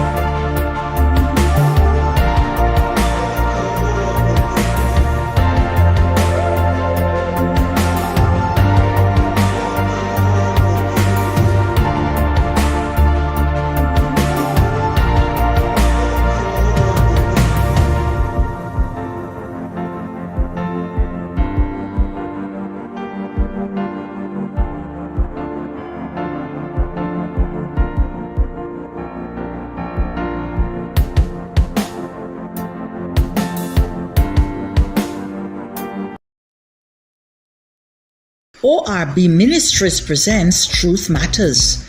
Join the Truth Matters panel for discussion on issues of the times with host Dr. Orville Beckford Sr.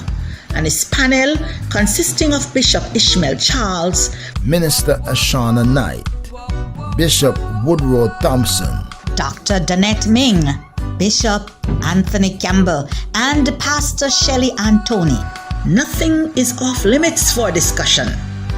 Follow ORB Ministries on Facebook, YouTube, and Twitter. And be ready for the next hot topic on Truth Matters.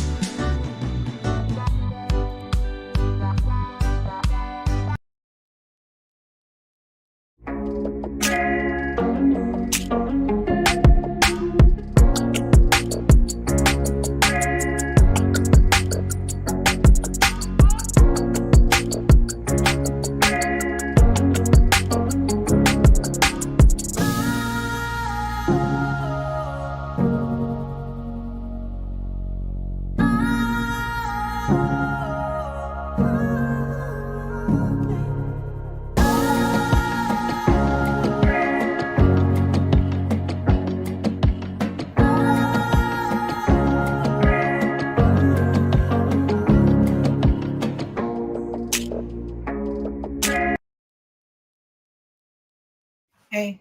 All right, so we are back. We are back with Sister Tanisha on the last lap of the conversation. And as you notice, I part of the conversation when I listened to the partying stuff and all what the life was like. I just remember the book. Why that book was so important to you. Don't judge me by my scars. Hold me hostage to my past. Oh my God, that fits so much in there. Okay, all right, all right. So amazing things happen. Goodness of God keep running after me. Okay, so out of the strangest of experiences, your partying friend, you run into the same church from different invitation.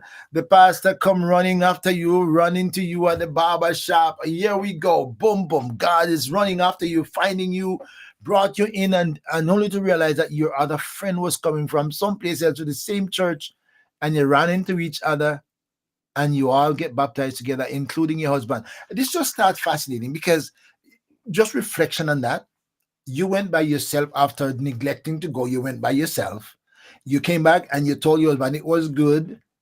And the next Sunday you was ready to go and you weren't planning on going. And out of character, because the hardest thing is to get men to go to church. Let alone my wife went last week and she come back and she's not, I'm going this week by myself for my first. That doesn't really happen unless God is doing something. And now he went by himself, and then you both went, and then only to find out later on. How long did it take you to find out that your friend was going to the same church? So the week we didn't go, that was the week she went. And then she called us and say, hey, I went to a church last week. And she started telling us about the church. We found out it was the same church. We told her we went to the church. So the next week we were all there. Oh, and now we have our own seats in the church. She sits in the front. Me and Kevin, we sit in the second row every Sunday. That's our spot. Wow. Amazing. And now you got baptized together. Whew. Wow. Yeah. How long ago is that now? How long ago is that since that happened? So I think this was last year. Was it? No, the year before. June or July. 2023 maybe. 2023. Yes. Wow. 2023. Mm-hmm. Wow. Yeah. And I mean, I'm surprised to know that it's only 2 years since you kind of made that commitment and so involved. Now that is kind of even more interesting. It is. And let me tell you something, Bishop. It wasn't an easy 2 years because I've had some challenges, with taking that walk, I was Mm-hmm. excited when I started out, excited to be a Christian, Mm-hmm. excited I'm Mm-hmm. a new convert. I'm doing everything that I can while I'm in the church. I'm reading the Bible. I'm doing the little what there's a name for it when they make you do like a little talk on a Sunday night. You get your opportunity to do the little talk and all that. you know um I'm involved. I'm going to women's ministry. I went to Bermuda to women's. That's one of my friends from college, Theodine Gray. We went to the women's conference in Bermuda. I'm doing all these things, and How did you get so involved? To you I mean to be going to the how did somebody make a discovery of you and draw you into something, or did you see something to say, I gotta pursue this? How did that happen? so for me, the person that I am is once I'm into something, I don't want to be a failure. You want to be okay. So I want to give it my best shot. And then this being so new for me and interesting with what I've experienced for the visits that I've had, I wanted to know more. So I put myself into it. I try to find out about what's going on here, and I listen to like something on the internet there, or if there's a speaker coming, I'm sitting there, and the church had me moderating sometimes, or reading the Bible. I was just involved in things. I put myself in them, you know. I, Mm-hmm. so when I think there was a last February we had a Valentine's Day thing, and the new people in church, me, Kevin, Tanisha, and us, we got so involved because now we're using our party planning skills in the church. Mm-hmm. We're helping with events, we're setting up the church for events and all that stuff. We're being useful.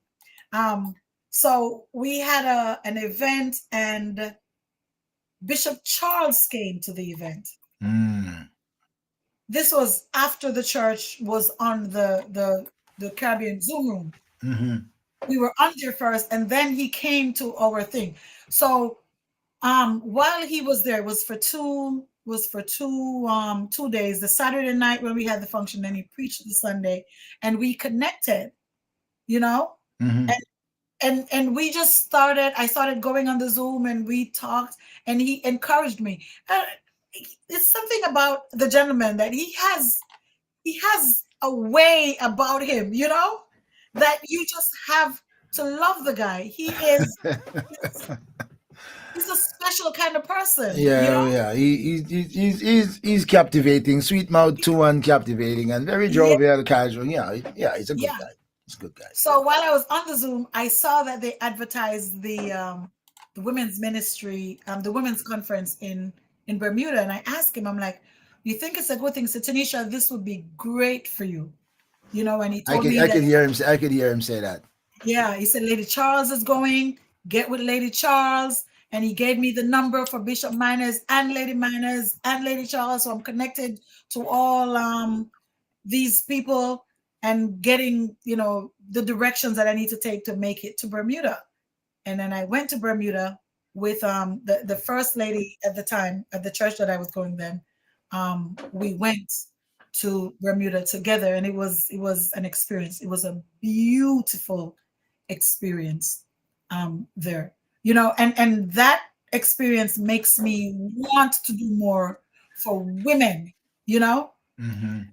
I never mentioned this, but as we're talking and talking about doing for women, I skipped out a whole lot about what I have experienced during my partying years. Um, Well, as we said at the start, you can say as much as you want to and as little as you yeah. want to. So hey, So, the floor is so yours. while I was in college, at Michael, I was engaged. I was engaged to a young man, and he worked on the base in Guantanamo Bay. You Mm, know, mm. so I used to visit and all that. So we had a great thing going until it just all of a sudden turned violent. Really. Yes, it turned violent, and I experienced domestic violence, and it was a Wow. terrible thing for me. It was a terrible thing that I never want to relive. I don't like seeing it on TV. I don't like hearing people talking about it, but I know that it has strengthened me because I never took it to the other relationships that I've had. I've Hmm. never Hmm. judged anybody based on what I have been through. It was a horrible experience. And going to the conferences and doing Bible studies, and I realized that I want to do more. And I Hmm. want to be able to encourage women who've been in these places, in these positions, to let them understand that this is not the end of the world. You know, you can get out of it and you can be a better person for it. Because I see myself as I don't even see myself as a victim anymore, Bishop Beckford. That's good. I see myself having an experience, you know, and an experience that I can recount and tell somebody that, listen, I have done this and I have made it this far. Me and him are good friends. He was at my wedding, you know? Really. And yes, yes, he was, because you have to learn to forgive. And a pastor told me that. Let me tell you, when I was at the first church that I started, something happened and I was disappointed in the church Hmm. because I'm going into church and I'm having this expectation of church because it's new for me.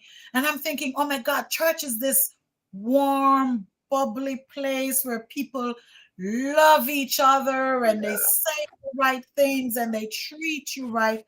And I experienced a whole different side of it, where there's that people will actually, hold you in their heart for Hmm. something that you think that you shouldn't or should have done, and I was unforgiving. I was upset. I was mad at the world and I was mad at the church because I'm like, what is this? And I felt like I shouldn't even go back. But one Sunday I went to church and they were doing communion and I stood up to do communion and I sat back down and I'm like, I'm not doing this communion because I don't even feel like being here.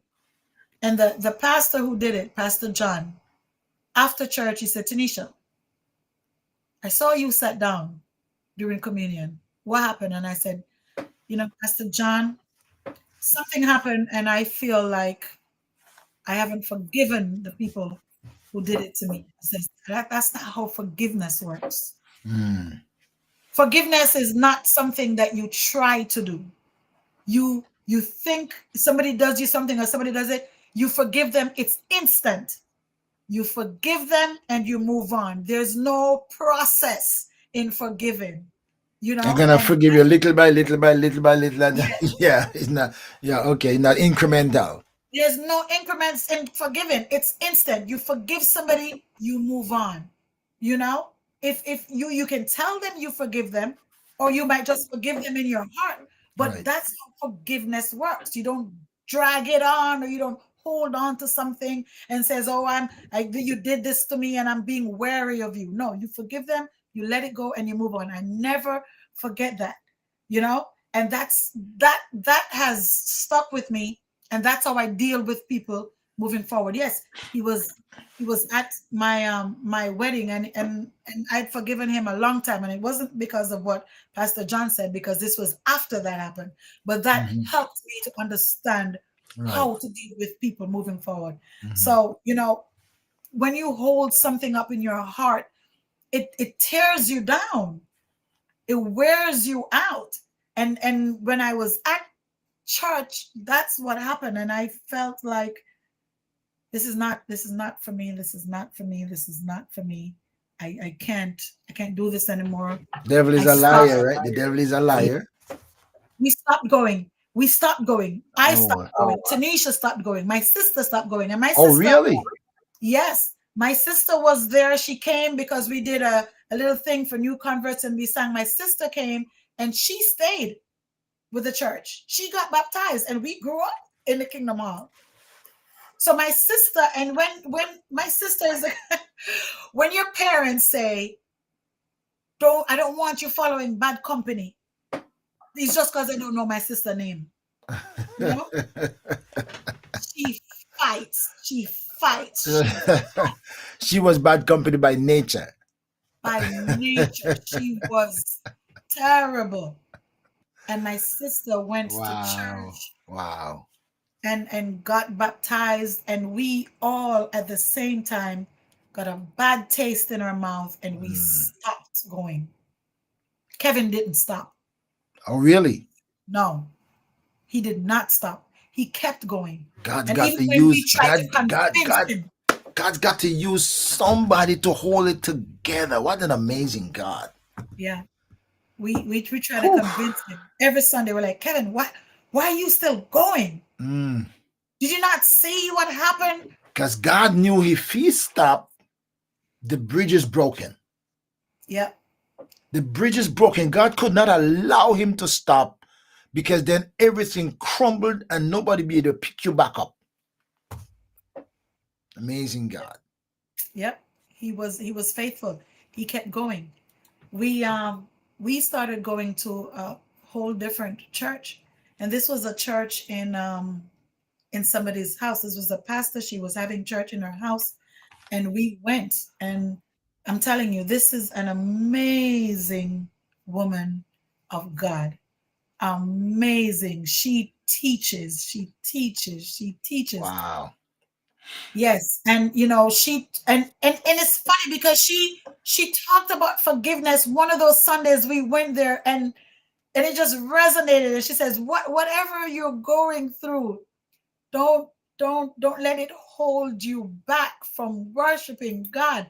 You have to forgive, Just and what you needed. just what you needed to hear. And Wow. we started going. We went that one Sunday, and we never stopped going back until now. This lady has a building, and we're all going to this church. Now, Kevin never used to go. We were going to separate churches. He was still going to the other church. I'm Mm-hmm. going to this church. And one day I got very upset, and I'm like, well, how do you think it feels for me that I'm sitting here by myself and you're going somewhere else? Everybody has their husband next to them. You're going to another church. And he says, church hasn't done me anything. This is the church I want to go to. Wow.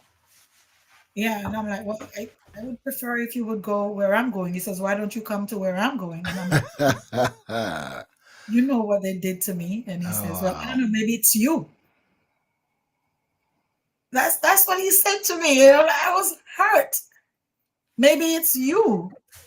And I'm like, it's not me. I'm not the only one. I'm not the only one who was not going. So for a good while, he did not go to church with me. He went to his own church, and I was hurting the whole time. Wow. Yeah. Yeah. Wow. So now we're going to the same church. You know, we're going to the same church now, and it is a wonderful feeling. He doesn't sit next to me because I talk to him, and he don't like that. He, He doesn't want a distraction. you don't want a distraction. One time, my little goddaughter came in and she says, Auntie Tanisha, how come you and Uncle Kevin don't sit next to each other? I said, go and ask him. And she go over and said, Uncle Kevin, why you don't sit next to Auntie Tanisha? And he said, because she distracts me in church. So he don't sit next to me. We have like 3 chairs between us when we're in church. Oh Lord have mercy. So where is that? Where are you go to church? Where are you in Florida? I'm in Florida. I'm in Fort Myers. I go to Fort Myers. Nazareth Okay. Church of God Fort in Fort Myers. Myers. Okay. All right. Yes. Wow. Wow. Wow. Wow. My friends, you hear the story. You heard the story, and I'm sure that's not all the story, because nobody can remember all the story and all the pieces of the story. But I'm sure you've heard enough to kind of compile this journey. Fascinating indeed. Fascinating that after all these years and all of everything you've been through, that God had it now, that your life is turned around and and and so quickly that he got you hooked. Me, and I'm gonna just speculate in me because he knew If he doesn't get you hooked and connected, maybe you'll break loose. Right. Maybe the whole nature would come back and just drag you. Paul talks about this war, in my flesh, this law that's in my mind that's want to drag me back into captivity and warring against the law of my mind. And I'm just thinking, it's not so long ago since God pulled you in, but he put you in and really hooked you and get you involved, connected, and participating, contributing, because he knew that if I'm going to hold Tanisha into this, then I got to get her involved in something. Yep. Yep. Yep. He did. And he laid Second Corinthians in my heart. If any man is in Christ, then he is a new creature. New creatures, old things are passed away and All all things things have become new. passed away. Yep. So I do my very best to try to walk in a way where people won't say, "Oh, I thought Tanisha was going to church." Mm-hmm. Because once you make that transition, people are looking for you to fall back. Oh yeah, well yeah. You Yeah, know? yeah. The skeptics would think, oh, she pretending, we're gonna see how long it gonna last. And she was too much of a worldly girl, too involved in the world, too party oriented to this church thing. They're gonna hold her because, and the people who really say that, either that they don't understand the power of redemption, and then the efficacy of the atoning blood of Jesus to transform lives and make you new. It's hard for the world to grasp that. Right. So Wow. true. Wow. So in all of this, where Tanisha go from now? What's the projection for Tanisha now? What's in your pursuit? So I want to be involved in women's ministry. Okay. Uh, I want to be able to encourage women. I want to be able to share with them and there's so many in my mind. There's so many women out there that are not being reached, or they're in their own little world, Bishop Beckford, and they want somebody to pull them out of it. Mm-hmm.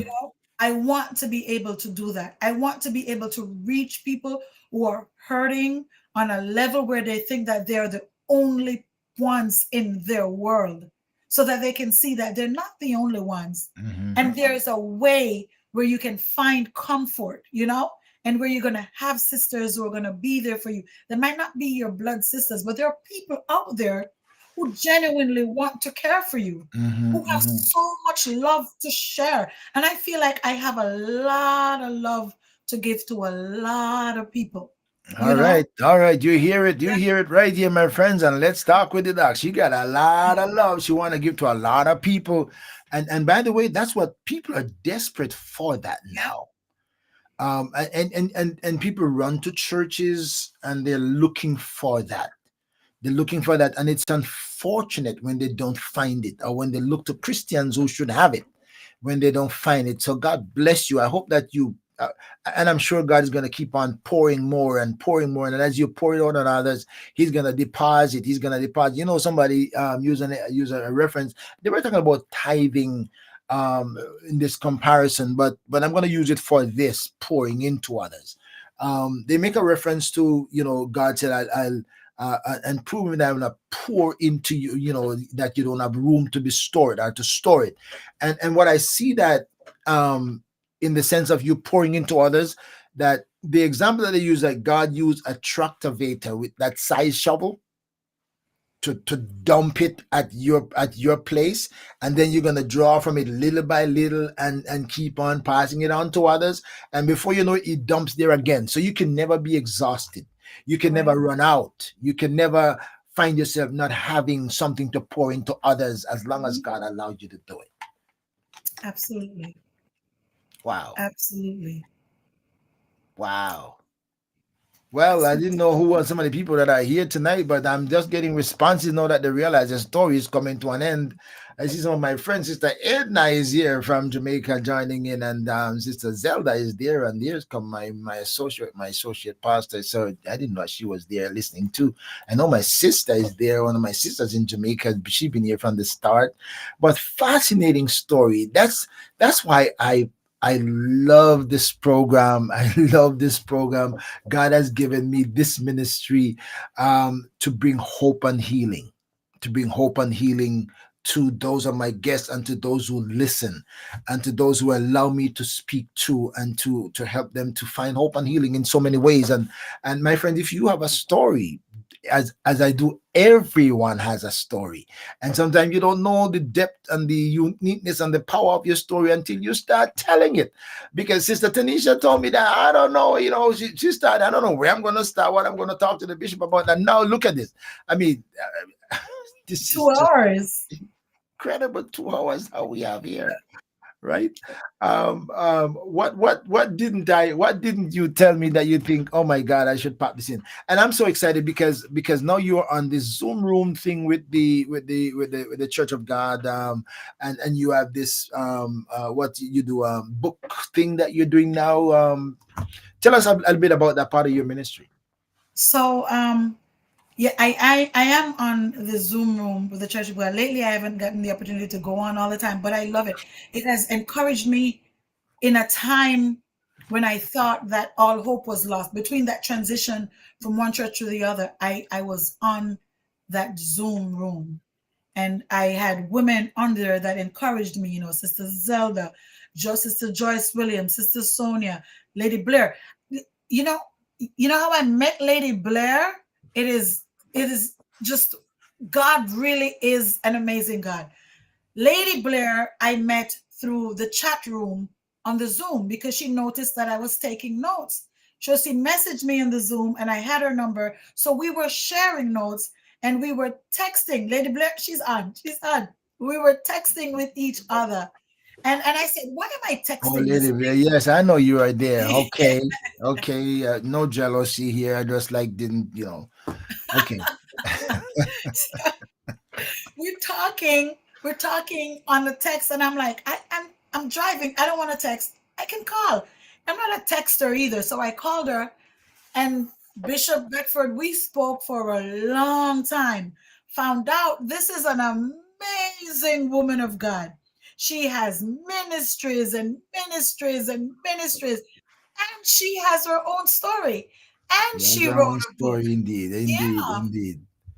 So I spoke to Bishop Miners one time. He came to visit, and I'm like, Bishop Miners, there are a lot of people that have books in the Zoom room. A lot of people who have written books, and instead of like reading books from people that we don't know, we'll support the people who have their own books that are in the Zoom every day.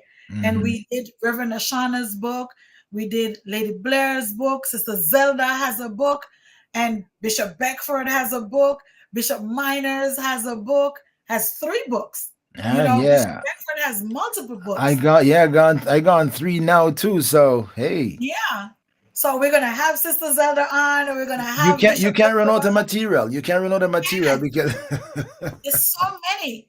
And Bishop, we talked to Reverend Ashana and we spoke about how her glaucoma affected her life. Interesting story. right. We've been speaking with Lady Blair this March. This February is going to be the fourth time that we're going to speak with her, because you never know how these things affect you when other people start telling. So I'm this person that people think that I'm so bold and I'm strong. And last month, when Lady Blair was talking about her experiences, I broke down. I never thought that it would have affected me so much, because we were Uh, talking about miscarriages and stuff like that. And I have experienced an ectopic, and I don't have kids, and I have a lot of god kids, but and my stepdaughter, and I realized how lacking I felt, you mm, know talking about it, and I broke down at the time. But then the the encouragements kept coming after that. And that's one of the things I loved about the Zoom is that there's so many women on there to encourage you.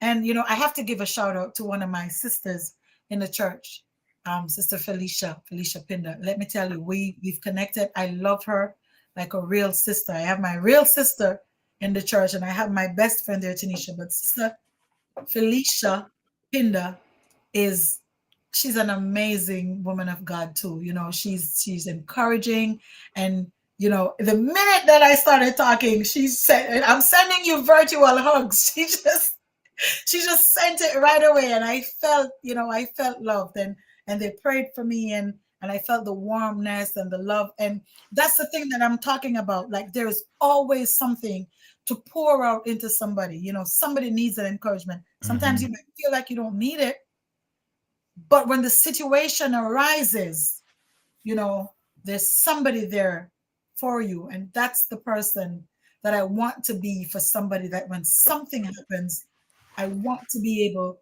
to pour into them like these women have been pouring into me. Well, God bless you. You made a great start, and this is just you're still very fresh. You're still very fresh into getting into ministry, so you got a long way to deposit. You got a storehouse now. God is pouring into you to keep on depositing, depositing, depositing, and I'm wishing you God's blessings as you and I would have thought. Well, I could not have thought that you just kind of get into Christianity and in 2 years and have been so rooted deep down, connected. That is incredible. That is incredible. But Thank but you. but you have a lot to offer, and the love and the passion and the care and the excitement and the joy you feel doing it. I mean, that is what's the word I want to say? That is contagious. Maybe I said that's a good word. That is contagious, and I pray God continue to bless you. Now, this is my new book, the last Ah, one. I'm gonna have to get that one. This one is just released last week. The Power of Thoughts. Okay. There are more than 200 thoughts in that one, and that started when I was doing my residency, my chaplaincy residency in the I have hospital. this one. I know you have "Don't Judge Me by My Scars." I know you have that one, but this one started because I was doing my residency, and COVID broke. I was working in the hospital, and doctors and nurses, everybody were falling apart, and somehow God inspired me to start to write some thoughts of hope and inspiration and started putting them on the notice board, and it changed so many lives. And so that's where that came from after all those years. So I thought maybe I'll put them into a book form and share them. So more than 200 thoughts are in that. I did some afterward and and stuff like that, but thoughts of inspiration and motivation, and you know what it is: encouragement, hope, and healing. My God. Lady Blair, good to see you. That's my daughter. Everybody know that by now. Everybody in the Zoom room know that's my daughter for 40 odd years now. It's 40 odd years since she's been my spiritual daughter now, and we're still connected. She's a wonderful lady. Love her. Been through a lot, has a great story. And yes, I'm happy for her that you're sharing her story. What's your last word? Does anybody have a question to ask? Does anybody want to ask a question to Tanisha? Does anybody want to ask her a question? I give you an opportunity to ask her a question. I don't normally do that, but I'll give you an opportunity to ask her a question, and I'll push that question right up here. If you ask it, it will show up right there, so we can actually see that question. In the meanwhile, what's your last word, Tanisha? So, well, I just want God to just open up my understanding, Bishop Beckford, that I will be able to just speak whatever the Lord says. That whatever I do is not of me. It will be whatever He places in my heart and just directs me to do. And I just want to thank everybody who has supported me, everyone who has offered me a support, a prayer, and ask you to just continue to just pray for me and just keep me in your thoughts. And, and for my pastor, Pastor Patricia Bryan, and my husband, Kevin, please keep us all in your thoughts, because she is my supporter, man. She's Maybe one of these days I could get Pastor, what you call her again? Patricia Bryan. Patricia Bryan. Maybe one of these days I could get Pastor Patricia Bryan to get her story Oh, and she's an what triggered the amazing church woman. and how it's going now and the inspiration of that. Who knows? Who knows? Who knows? Yeah. Well, I don't know. She's very shy. I can ask her. Oh, you can't be the pastor and you're shy. You Oh, gotta no, but you know how it is. Like, you're bold. you hold your corner and but I understand Yes, that. yes, yes. So she. Well, she know that when you come to talk with the doc, she's in one of the safest space. Okay. One of the safest and the most comfortable and accommodating space. Right, right. I agree. I agree. All right, all right. So how you feel now that you were coming to the end? When we started, I was like so anxious. I'm not too sure what I'm gonna do, but I feel great. I feel like, it felt smooth just going in, because I'm telling you, people, I was anxious. But as it went on, it was just like we were here having this conversation for the long time, like two old friends, like two cousins, yeah, that's how it's two supposed to be. cousins. That's how it's Yeah. supposed to be.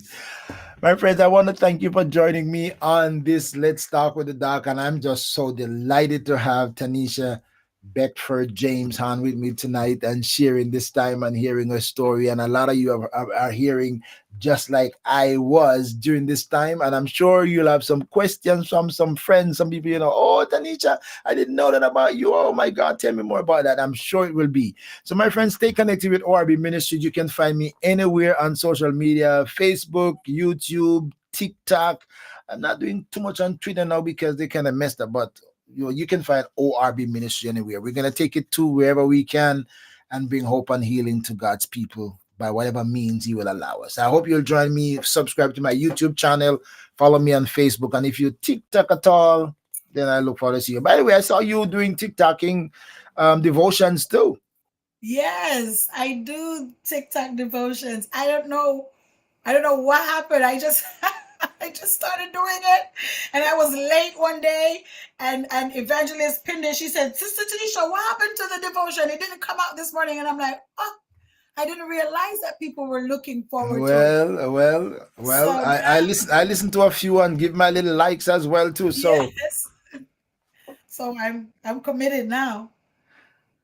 well, God bless you. I'm looking to see where the Lord's going to lead me for the rest of this 2025 and what He's going to allow me to do in addition to what I'm doing now to be a blessing to people as much as I can. So pray for me and support ORB Ministries. Support the ministry. And if you're blessed by the ministry, don't be afraid to support the ministry and hope that God use it to bless the lives of others. Sister Zelda, I'm looking blessings to you because your name has been mentioned so many times on this program. So that means you are very special to Sister Tanisha because she talks about you a lot. And thank you for joining us, my friends. I look forward to seeing you next week. I have another good friend of mine on Let's Talk with the Doc. And for the rest of the month and next month, we're going to have some interesting guests. So I look forward to having you joining me. If you can't be good, be careful and stay strong, stay safe, stay inspired. Sister T, you're going to stay with me right where we started. We're going to get out where we started. So you're going to stay right there while I say goodbye to my friends. You can still share the conversation. Even when we're gone, you can hit the share button and tell your friends about it. It was a good conversation with Tanisha. Until next time, I'll see you again on another Let's Talk with the Doc. Well, thank you for checking in on ORB Ministries. I trust that you will share with your friends, subscribe, hit the bell for notification, and stay tuned because you never know what's next or who will join the conversation.